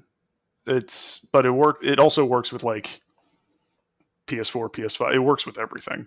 And the fact that it has pass-through charging is nice too. Yeah, that's huge. That's huge. Yeah, and you can also Apple doesn't do that. On yeah, like a year or two ago, Allie and I were on a flight, and we were playing Mario Kart. And another thing this thing does, if it's a situation that's relevant to you, is that you can pair 2 sets of Bluetooth headphones to it. So we were both able to hear the game while we were playing it because one light on each side. It's like old controllers where one side for each. That's neat. Yeah. It's a very good product. I like it a lot. It's highly recommended Switch accessory if you play in handheld a lot. It is ROS approved. Put it on the box. Yeah, dude, I just love the Switch. I just love the Switch so much. It's gotten me back into games in a big way. That I felt like that fire was subsiding, and then the Switch came out. I'm actually like really excited for like when Loop Hero comes to it because I'll probably just play that again on Switch. I would play more of it on Switch if I could just play it wherever I wanted to. Loop Hero is such a good game. Yeah, I need to play more of it. When is that coming out on Switch? I think it just said holiday. What's their date? Holiday. Okay. Yeah, it's coming out the end of this year. I remember that. End of this year. And Loop Hero is Fables. You can go if you're gonna talk shit. See what I did there on Loop Hero? Yep. Yeah, dude. There's not a lot of games right now in the list for Game of the Year on HalfGen in our Google Doc. But you know what is there waiting to be talked about? Loop Hero. Okay? Yep. Loop Hero is there and waiting, and I will defend it. Would you say like the best 3 games so far this year are Loop Hero, Ratchet, and Monster Hunter? Would you add another game into that list? I'm pulling up the doc. Yeah, pull up the doc. Because I also need to pull up the doc to update it, even though I haven't really played that much. Still need to update it. What's the title of the spreadsheet again? This is great podcast. Game of the Year nominees. Game of the Year. Okay, well, hold on. I'm going to throw a wrench in your plan because I added a game for you already. Do we want to? So the 4 game. Do we want to just talk about the 4 games that are in consideration right now? Is this shared just with my HalfGen email? I can't find it. It might have. No, you definitely have it. And it's just titled Game of the Year nominees. Maybe. Hold on. Let me send it to you again, I guess, just in case. I should have had it because Nat has it and Mark has it. I'm sharing it with you again here. Okay. Maybe it was with your HalfGen. Maybe. When did we cancel that? I don't remember. It's been a while. Where were you sharing it with me? At your Gmail. Okay. I'm not going to say it. I don't know if you want personal, if you want business emails going to your personal inbox. There we go. Okay. Oh, yeah. Yeah. How could I forget? How could you forget? Yeah. I did that for you. And you've barely I played haven't even finished it. But listen, I know though, because I was the one back in 2017 talking about the other one. Okay. So I know. I remember the room. We're just going to dance around. Near Replicant. Okay. Near Replicant. Yep. That's Ross's other favorite game of the year. We have, our game of the year list currently has 4 items on it for that specific category. Yeah, it's all things considered, there's been some like great games this year, but I feel like it's been a slow first half of the year, all things considered. It's been like there's a lot of games coming out, but they haven't been like they all haven't been jaw-dropping. Mm-hmm. Yeah. I think it's very telling for me as the guy who's usually like the staunch like AAA guy that like right now I'm talking about Loop Hero all the time, you know? Yeah, and the fact that you're talking about that more than Ratchet as a longtime fan too still surprised me a little bit. I think Ratchet and Clank is an excellent game.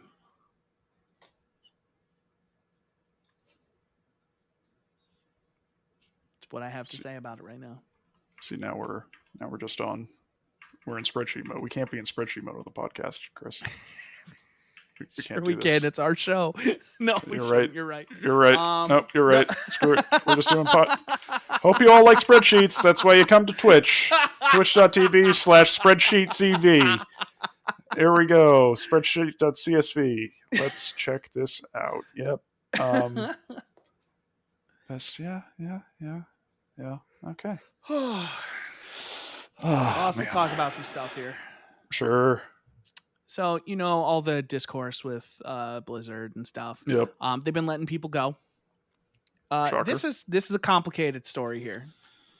Jesse McCree, Diablo 4 director, is no longer at Blizzard. Not complicated in itself. Needed to go, is gone. Totally cool. Problem is the character in Overwatch with his namesake. Oh. Yeah. Oh, didn't think about that one. Yeah, you didn't think about it until you mentioned Overwatch. Oh, how's that going to work? That's the thing is they got rid of 3 people. So Diablo 4 game director Louis Barriga, lead designer Jesse McCree, and World of Warcraft designer Jonathan LeCraft are all gone. There's a lot of talk online now about McCree. Do you rename him?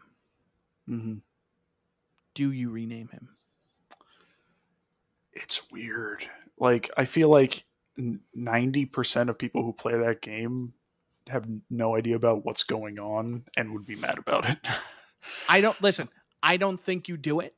The reason being is 1, just because he's named after him doesn't mean he embodies what that man stood for. And 2, he stands actively defiant of everything that man stood for. Because McCree, as a member of Overwatch, hi Retta, stands for equality and justice and all those things. And McCree has been, a very positive icon in that regard. I don't think you change anything. And I think you empower McCree, if anything, and just be like, look, it's just the name and it doesn't define the person, Yeah. Here's a guy who's, who symbolizes everything Blizzard should be about. Right. Minus the guns, Yeah, I think you keep the name. I don't think you change it. I think that's a gross over exaggeration, or a gross overreaction. Of the community, because I hate that where it's like, oh, this person change the name immediately, and it's just like, pump the brakes. I get it, but pump the brakes. Has McCree done anything wrong as a character in Overwatch? No, he's fine. Leave him alone. His name's not, Hitler. I don't want to have to make it that thing, but let's be real. That you changed the name then, but at that point you fucked up because how did that happen in the first place? Yeah, that's true. Are you making that a title? Yep. I don't know if we want to do that. Nope. Just for posterity.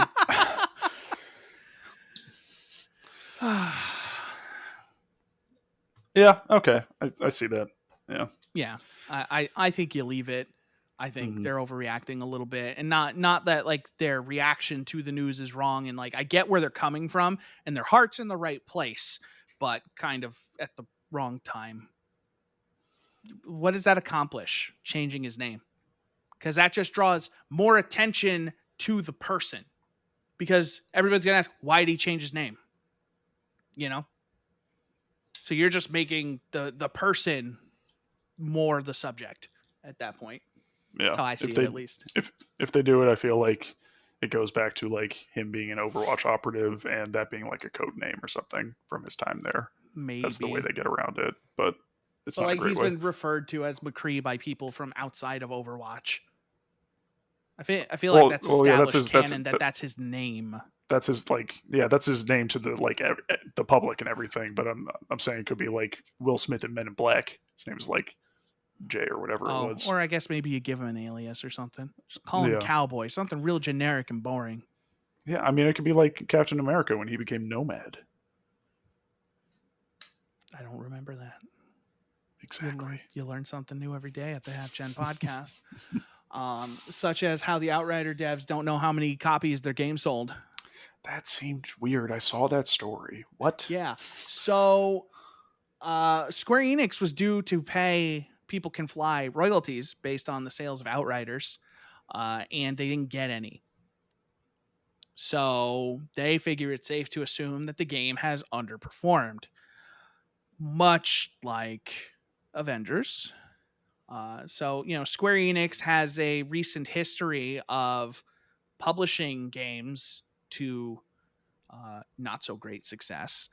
It also is a weird first example in a way of like a game coming out on Game Pass and maybe not being successful Yeah, no, that's because true. they still didn't make royalties. So Game Pass clearly didn't do Outriders any favors.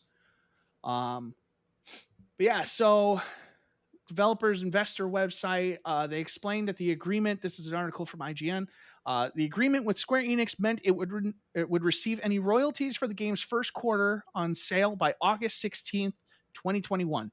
No funds were transferred, which People Can Fly suggests means that, according to the publisher, the revenues from the sale of the game are lower than the total costs of its production, including quality assurance, distribution, and promotion. The plot thickens, though, Hmm. because People Can Fly is working on 2 new games still, including one with Square Enix Oh, and another one with Take-Two, and they're about to be working on a third game. It's in the planning stages that they're going to self-publish, apparently because of Outriders. I want to say this guy's name is pronounced Wojciechowski. Mike I'm Wazowski. pretty sure that's correct, actually. I'm pretty sure I'm pronouncing that correct. Sebastian Wojciechowski. Mike Wazowski. Got it. Oh, here, that's send it to you. How would you pronounce this? No, I'm gonna send it. I'm sure that's probably right. I'm not going to do I any mean, better that's how with you that. would pronounce that, right? Here, Yeah, just so chat can see. Wojciechowski. Wojciechowski. Because it's Polish, I believe. Yeah, I believe that's Polish. And you Yeah. pronounce, I think you pronounce that J more as like a ch. Because I have a friend named Maciek, and it's Maciej. Yeah, I don't I know. don't know. Wojciechowski. That's how I'm going to say it. Yep. He said working with a publisher has many advantages, but also its disadvantages. One of them is the low impact on sales activities and the incompleteness, or as in this case, the lack of data obtained from the publisher in this regard. This is one of the reasons why, apart from working with publishers, we have decided to develop projects whose IP will remain the property of the company and which will be published by the company. Outriders had 3.5 million players in its first month. And so that might lead many people to believe a lot of them were Game Pass players. Yeah, And I think that's exactly what that does. obviously, the game did not make the money they were expecting on Game Pass, And it also or had People Can Fly would have gotten paid. it also had a rough launch, which Right. did not help. And I don't think it's ever going to properly recover from that, because it doesn't have the a Bungie behind it, which is why Destiny was afforded multiple opportunities. It doesn't have a Marvel license behind it, which is why Avengers is getting a second shot. Outriders is just Outriders, and at its best, it's just okay, at least in my opinion. I definitely could not get into it myself. Yeah, I like Outriders for what it is, but that wasn't enough for me to finish it. I played several hours. Let me see, how much Outriders did I play? Now I'm curious. I think I played like 3 or 4 hours. I played 17 hours of Outriders. Yeah, that should be enough to know if you like the game or not. To finish it, it's a totally fine game, just fine. And being that they weren't planning on doing DLC and stuff like that, I don't think it's worth it at this point to try and do anything with it. At this point, I think you just kind of cut your losses, hope that the tail catches up with it, and maybe you make some residuals, and then maybe you kind of hope Square Enix cuts you loose on that other game, maybe. Because Square Enix is not hitting well with these third-party publishing deals. No, they're not. Square Enix needs to just stick to making their own games. That's what they need to do. Because you know what is selling well? Final Fantasy. Yo, what if Final Fantasy 16 is the best Final Fantasy game ever? I'm all for it, baby. Let's go. Give me the best Final Fantasy game ever made. Let's go. I'm ready. I liked 15. 16 looks very different in a lot of ways. It's made by the people who made 14. It's true. It's true. That's a great game. Yoshi P. Yoshi P. Speaking of great things being announced, Intel has officially announced their GPUs. Okay. Ross is giving me a look like, okay, yeah. Like, I that look said that word. That was what I got. This is a big deal because up until this point, Intel has only made like the internal GPUs on like their CPU. Like the Intel HD Graphics 6200 or whatever. Like the integrated graphics drivers? This is a discrete graphics card, like an NVIDIA or an AMD. And this is the first time they've ever done it. They might have done that. I don't remember if they've done them in the past, but this is the first time they've had a mainstream consumer lineup coming. Dubbed I'm more interested. ARC is what it's called. With a K or a C? C. Thank God. Yeah, ARC, like electricity. If there was a way to put that into text form, that would be the title. Just italicize it. Yeah, and add a GIF of like someone like snapping afterward. Yeah. So their GPUs will be available in both desktops and notebooks in early 2022. Good luck with that, Intel. There's a shortage on supply stuff, in case you haven't heard, Intel. This is from The Verge, by the way. Intel seemingly aiming to compete against both AMD and NVIDIA, which is crazy because there were rumors that the next AMD processors, like their next generation, like their Zen 4, which is going to be on like an AM5. They're going to change the platform for the first time since Ryzen. The rumor is those were going to finally come with integrated graphics, which Ryzen processors do not right now unless you buy the APU. So in theory, like a next generation console wouldn't have to be an APU. It could just be a standard, like, off the shelf kind of thing with the graphics built in, and in theory could perform a lot better. But I digress. That's been one of the things Intel has had, that like, hey, you can put this in a system and you can have graphics if that's all you need. With Ryzen, you had to either buy an APU or you had to buy your own discrete GPU. So AMD is getting a little more Intel getting a little more AMD. And right now, I don't know if I'm NVIDIA. I don't know if I'm sweating any of this because Nobody has proven yet that they can actually compete at the high end with NVIDIA. But AMD is getting close. So they showed a trailer where they showed Metro Exodus running on their GPU. They showed PUBG. They showed Psychonauts 2. Oh, I want to just see the games they showed on this. They showed Mountain Blade, Bannerlord. They showed Forza Horizon 4. Days Gone, Chivalry 2. They showed all of them, and they looked like they were running at a good frame rate. Nice. So, like, it clearly has gaming chops. The big deal here is they will be capable of things like mesh shading, variable rate shading, video upscaling, and real-time ray tracing.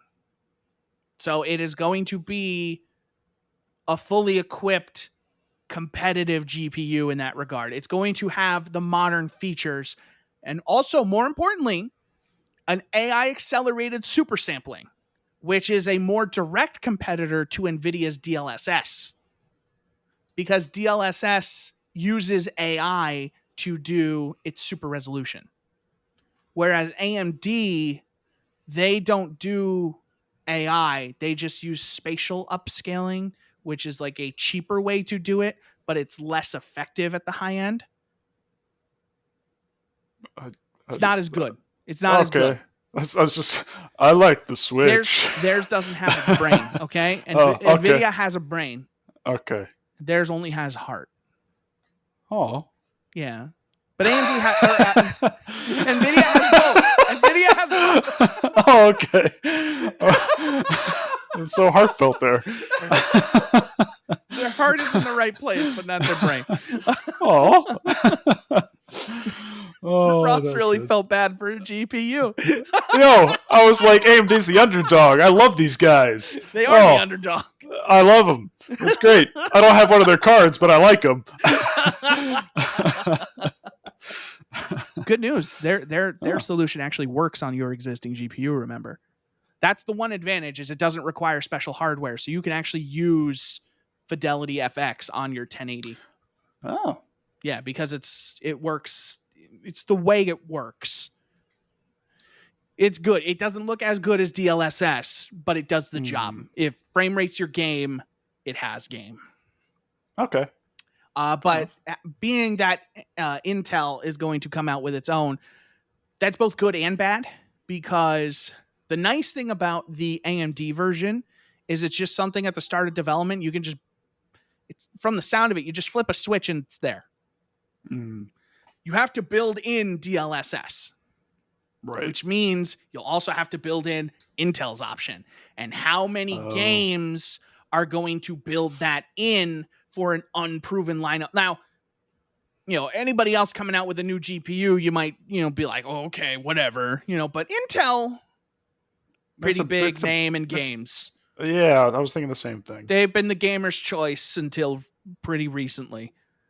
And, AMD, but I wonder if this is going to change AMD's strategy, and if they do Fidelity FX, but then they're also like, no, we can AI too. Fuck you guys. Yep, and make the AI just a heart. Just make it a heart. We've got heart.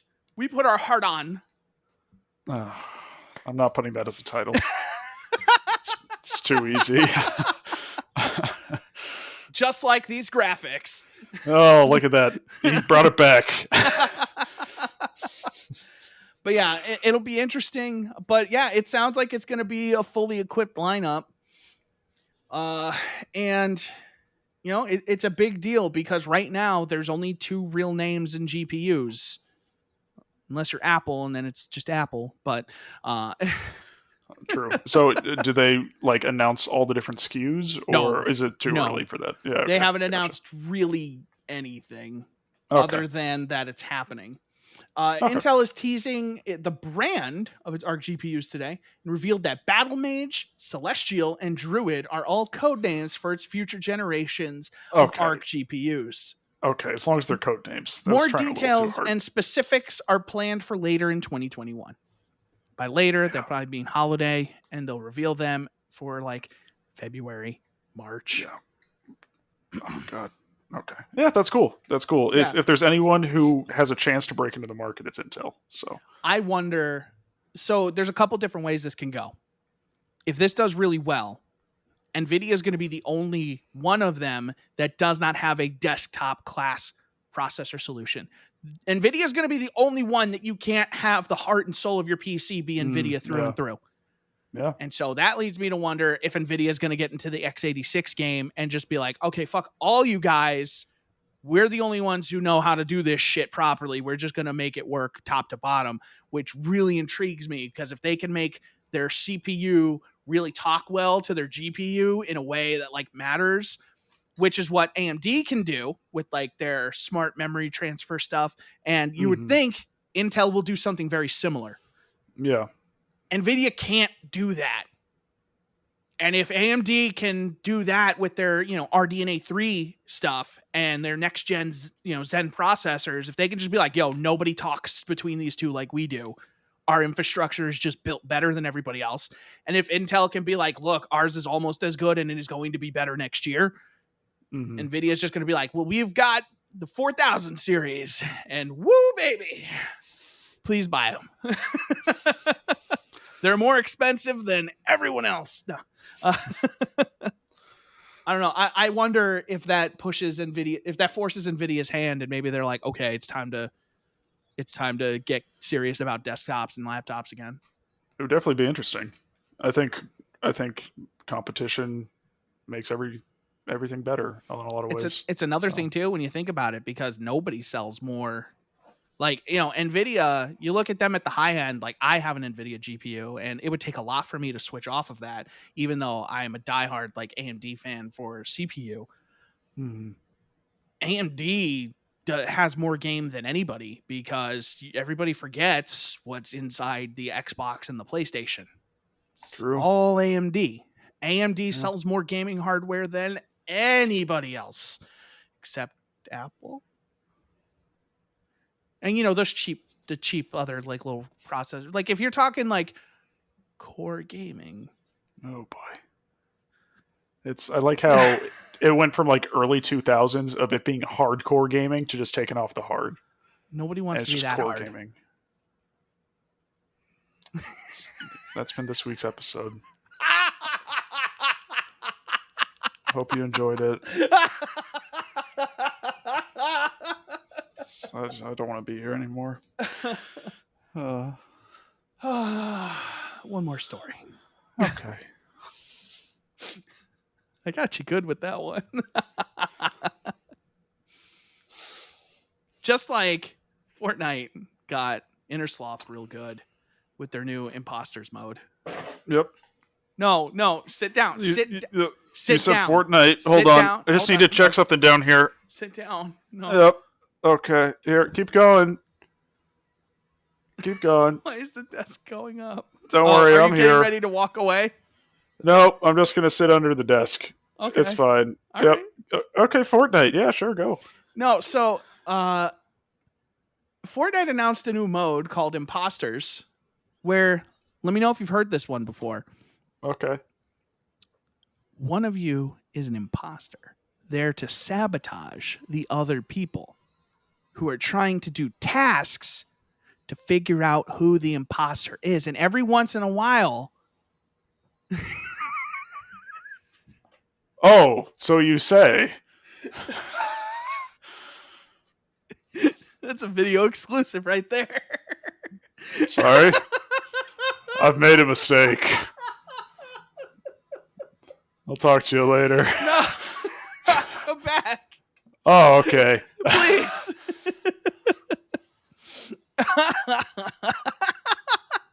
His eyes are so wide. This just gets surprisingly low. Anyway, keep going.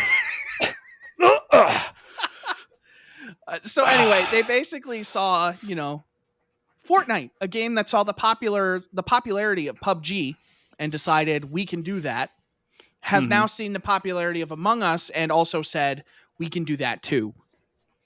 And so they basically made Among Us in Fortnite as a new mode. And it's really funny because some of the developers at Inner Sloth have seen this a mode called Imposters, which if you've played Among Us, you'd know that their people are called imposters.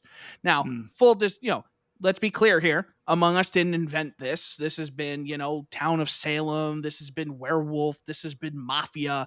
There are plenty of games who have done the one of them is out to get you and you have to figure out who. But Among Us is Clue. But Among Us is the most popular, let's say by a pretty wide margin these days. Yeah.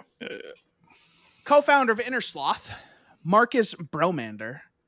That's like a Charmander who you're like really tight with. Yeah. That's going to be the name of my Charmander next time I play one of those. Bromander. That's a good name. And then Broazard. Bromelian and Broazard. Oh, God. It gets worse. Gets better. Okay. Bromelian's pretty good. Bromelian's the best out of all three, to be honest. Bromelian is pretty good. We didn't patent the Among Us mechanics. However, it's really hard. Is it really that hard to put 10% more effort into putting your own spin on it, though? Oh. Yeah? Oh. Another developer, Gary Porter, pulled up the maps and basically said, it's okay, though. They flipped electrical and med bay and connected security to the cafeteria. So their map is almost identical to the Among Us map of the Skeld, like their traditional, because you've played Among Us, the ship. Yeah, that level. It's basically that, but they flipped 2 of the rooms. Mm-hmm. So they really... He went on to say in another tweet, I wasn't even around for the development of Skeld, and I'm still kind of offended. Anyway, that's my piece on the whole thing. Gonna get back to adding butts to Among Us or whatever. But yeah, it's not a good look for a game that has done this before. Mm-hmm. And all the while, mind you, Ross, Epic is out here fighting the good fight to empower developers by taking on Apple. Mm-hmm. While they take a lot of their ideas and implement them into their juggernaut game. Yeah. And of course, they do it faster than anybody because they're still, I haven't heard anything to the contrary, still potentially overworking their staff. And they have more money than Innersloth. So what can Innersloth do? They can't develop Among Us as fast as Epic can develop Fortnite. It's just like, I'm waiting, like, what's the next game? I got it. Okay. Back 4 Blood comes out. Okay. Yeah. Fortnite's like, we can do that. Guys, we got an idea. Fortnite, save the world. Whoa. The original Fortnite idea. And charge $30 for it. But we're going to put it in the Battle Royale. Perfect. Print it. Ladies and gentlemen, I'm Tim Sweeney. And I would have taken a deal if Apple had cut one for me. Thank you. I'm here for you.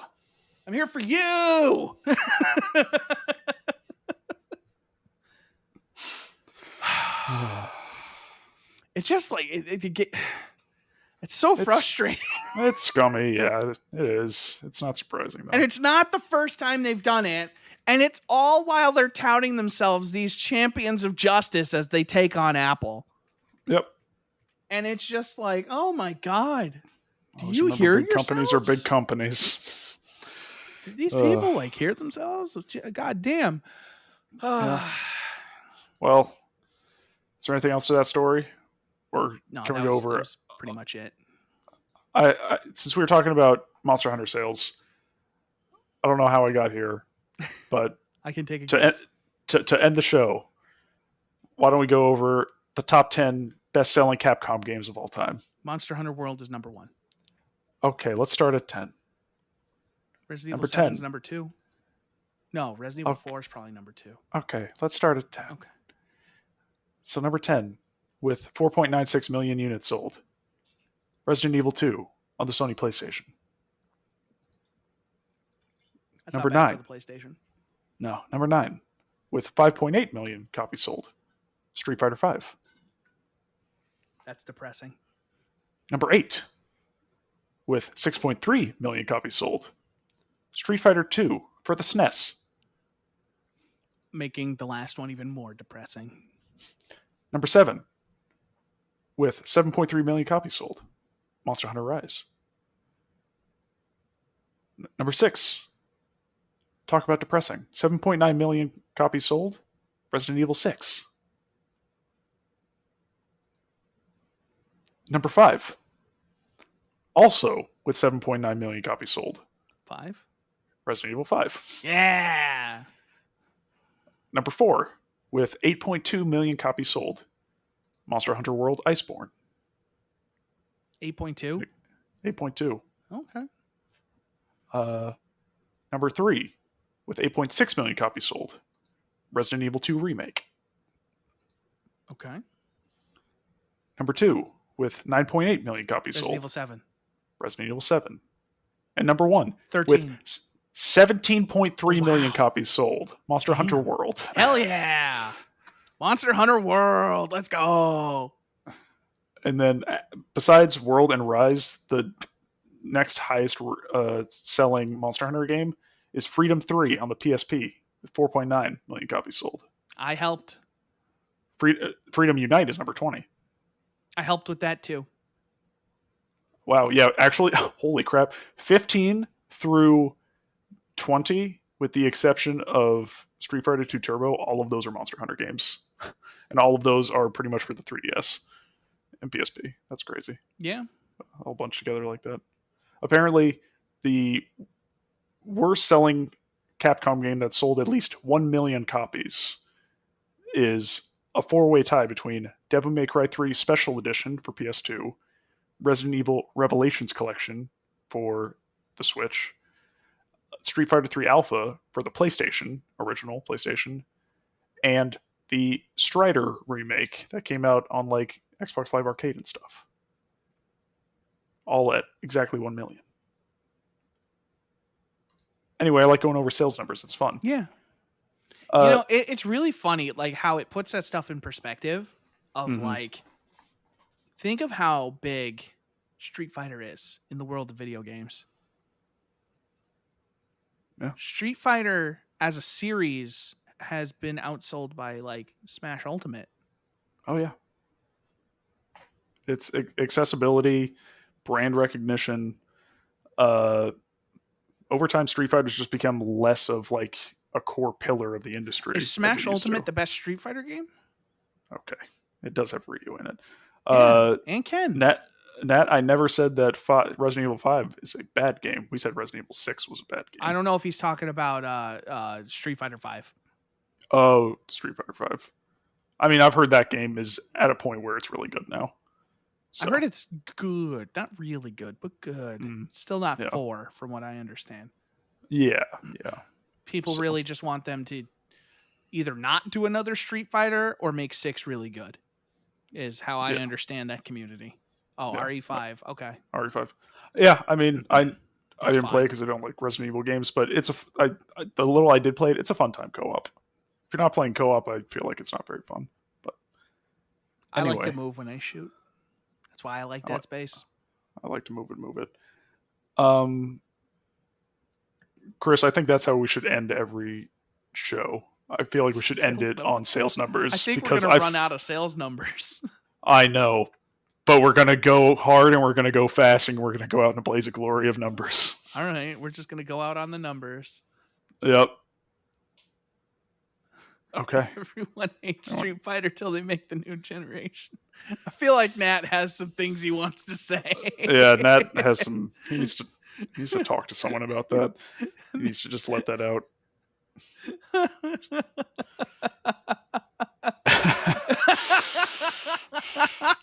It happened with 3 and 4 and 5. Oh my god. Well, I think, unless you have anything else, I think that's been a week, my friend. Yeah, I think that's an episode right there. Let me cue the music here so that we know we're done. Yeah. Appreciate everybody being here and listening. It's another week in the books. We'll catch you next time. Take it easy. Bye-bye.